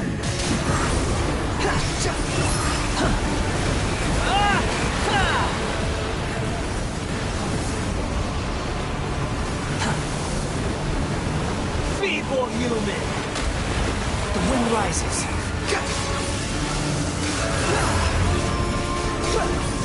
Know your place!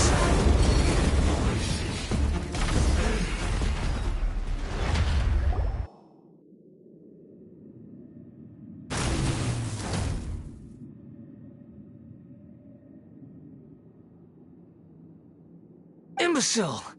Get out of my sight. It disappeared. Did we win? What did you expect? I'd never lose to that. There's the tone of voice again. You're definitely back to your old self. Wait, but it was you inside that thing too. What have you got to be smug about? Sorry. I'm harsh on myself and everyone else. Just the way I am. You sound like you're concerned about me.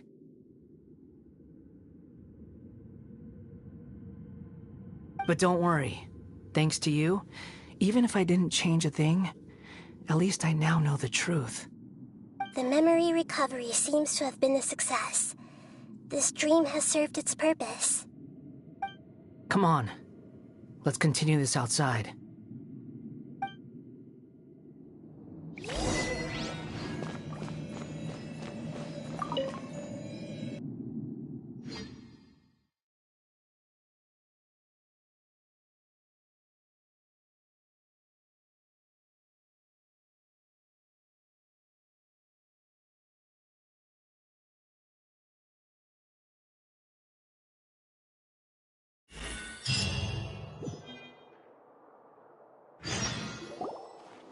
Welcome back, Traveler, Paimon, Balladeer. It feels like we just went on a really long journey. Paimon's exhausted. You don't like being addressed by that name? It's fine. But I was just thinking, I should probably change it. After learning about everything the doctor did, there's no way I can carry on using a name connected to him. I'm not planning on returning to the Fatui, and they wouldn't take me back anyway. Recent events will have affected a lot of people, and they might not even remember who the 6th is. So, you're quitting the Fatui for good? It's like you said, Lesser Lord Kusanali. Everything may look futile, but it wasn't completely meaningless. At least I made a lot of people forget about me. But that doesn't mean your own past has disappeared. Of course. And your main goal, for which you gave up everything you had, you weren't able to achieve it. I hope you can see and understand that. Changing the world, changing the past, changing the fates of other people, these are not simple things to accomplish. What you are looking for is complete annihilation. But this is just a fantasy. Even if the Balladeer is removed from existence, the world will not heed your will. Indeed. How ridiculous. Do you regret doing all that when you've gotten so little in return? Even if I'm completely worthless, there's nothing in the world worth regretting. Lesser Lord Kusanali, you purposely left that information in Irminsul, didn't you? Yes, and I took pains to make sure that you'd acquire that information naturally. Why would you go to such lengths? You trying to win me over too? In all honesty, your past experiences have made you a useful asset to Sumeru and to me. Winning you over was indeed a part of my plan. But before that, I wanted to tell you the truth about your past. If all I wanted to do was use you, then I'd be no different from the doctor. Very clever. I guess you could say that's one of my virtues. Utility to others is what gives me worth. So if embracing my sins is what it takes to make me useful again, so be it. Oh right, I almost forgot. You're the good guys. You're into justice and all that. Sorry if I have a slightly different perspective on things, but I don't feel like I've been duped. The wisest leaders are fated to end up with the best helpers. I can live with that. I'm glad you're able to think of it in that way. Traveler, in the future, I'll continue to search Irminsul more deeply and see what secrets can be uncovered, including the beginning of your twins' journey recorded in Irminsul. What exactly happened before and after that point? I want to know as well. I will try. Traveler. After I dove into the information torrent in Irminsul, why did you go to Inazuma? So that's how you found out whose fate had changed. And how? Well, whatever your reasons, you did me a favor, and I'll do everything I can to pay it back. Borrowing and returning are the only real relationships between individuals. I'll balance the books one day. Don't you worry. That's not true. A relationship between two people is not simply a ledger that can be reset to zero. I think deep down you realize this. People who show up in your life don't just evaporate like water drops and leave nothing behind. There is no such thing as balancing the books. Some things in this world can never be brought back, and they can never be changed, which is why there is emotion in the human world. Everything that you feel is real and lasting, and whatever is missing in you will not be made whole. To be human is to live with imperfections. You can choose whether or not you want to be human. But humans can't live without a heart, can they? Anyway, I gave up trying to become a human a long time ago. You understand what pain is perfectly well, even without a heart. You're just bearing your feelings. The past is set in stone, but you can keep moving on. And the longer your future lasts, the shorter your past will become, until one day, it is but a tiny fraction of your life. Sounds like you've got a future planned out for me. Everything's ended up being pretty darn complicated. Paimon doesn't even know where to start, but the most important thing now is that you need to follow Nahida. Otherwise, all our efforts will have been for nothing.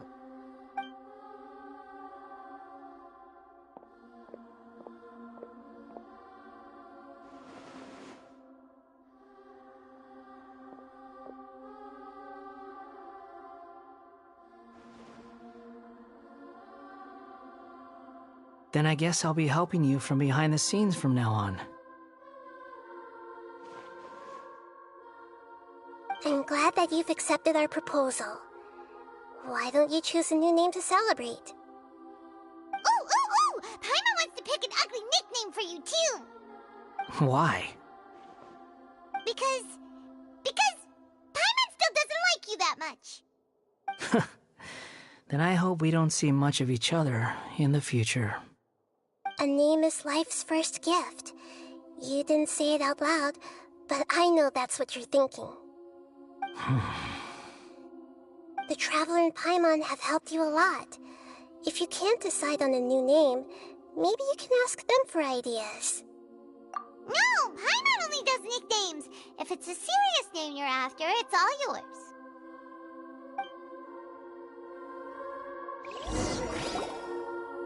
Have you got anything?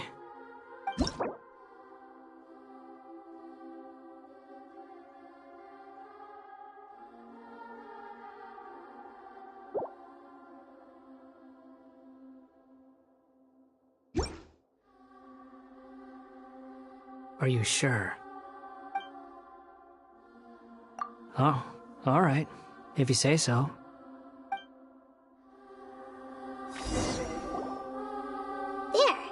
Now you have a name of your own. What about a nickname? Are you done yet? Still thinking. Stop rushing me! Take your time. I don't need to see you again until you've thought of one. Everyone who manipulated me and made me suffer will have to pay the price. You mean the Fatui? The doctor, at least. Now that your stance has changed, I believe your future path will change accordingly. But it won't be immediate. You still need some time to compose yourself. One more thing. There are still some descendants of the Raiden Gokuden living in Inazuma. Some of them know. Well, they ought to know about the connection between Raiden Gokuden and myself. I don't plan to leave Sumeru for the time being. If you see them in Inazuma, please tell them that I was the one responsible for the Raiden Gokuden's downfall. Even though the events have been erased from the world, they still deserve to know the truth. I see. That is up to you. Huh? But if we do that, then... It's fine. Let them stab their blades into my chest if they so desire. Maybe that's how it always should have been. No nonsense. I like it. All right, let's call it a day. Goodbye, wise deity. And you too. He's gone. What he went through today would have been like living an entire lifetime in an instant. He'll need some time to calm down. Yeah, true. But even so, after everything that's happened, he doesn't seem quite as fierce anymore. So we can finally go eat? Paimon is starving. Thank you both.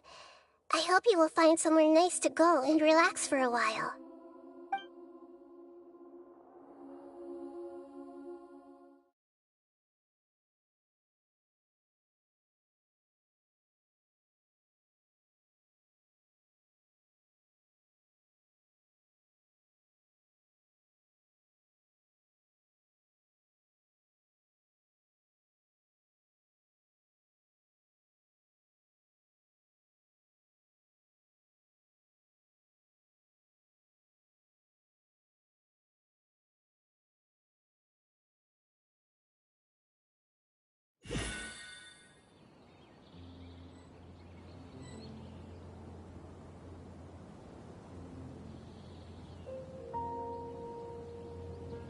I've got it! I can end my novel with some words from Mikoshi Nagamasa. You mean because everyone else in the story is dead? Yeah, I heard that Mikoshi Nagamasa died at a ripe old age. He's the perfect fit to be the narrator of the epilogue.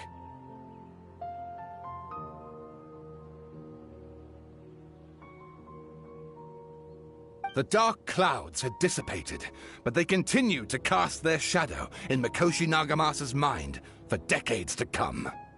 Then, one night, as an old man, he had a dream. On the night when that prized blade, the Daitatara Nagamasa, was forged, the people rejoiced, and there was painting, dancing, and drinking. All these expressions of joy melted down in the furnace fire and turned into red clouds that rallied around the final sunrise that Mikoshi Nagamasa saw in his lifetime. Life is a story too long to be told, a journey that you must walk to behold.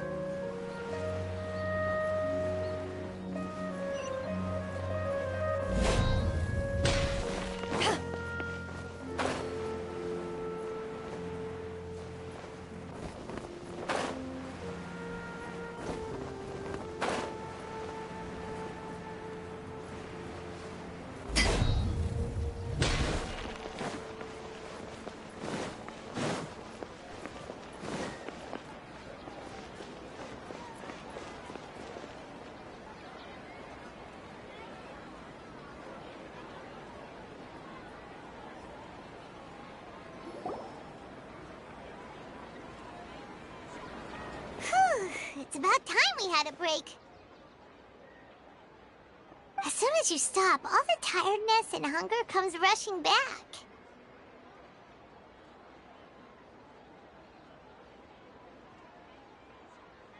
Wow, great! Huh? Look at the vase. Did someone break it while they were cleaning the room or something? Like, Paimon doesn't remember there being a cleaner.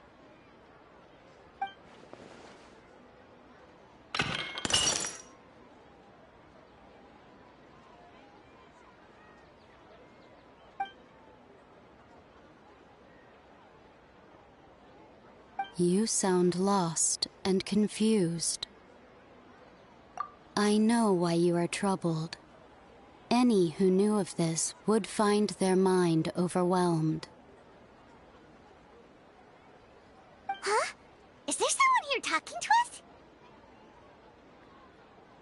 Unfortunately, the fate of Tevat cannot easily be changed. Perhaps a god may have a slim chance. But for anyone else, who can say?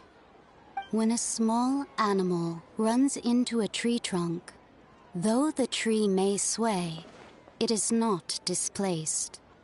The same is true of fate. Like a vase that falls to the ground. Whether it is broken by a cat or by a bird, the result is still a broken vase, is it not? Who are you? How do you know about all this? History does not change easily, but human hearts can. Believe your own eyes. Only that which you see is true. What is unseen is but an illusion.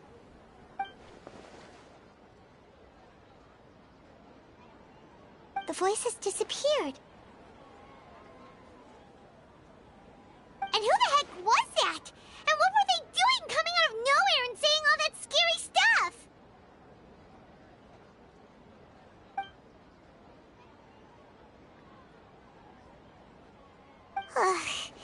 Anyway, that vase is still lying there broken on the ground.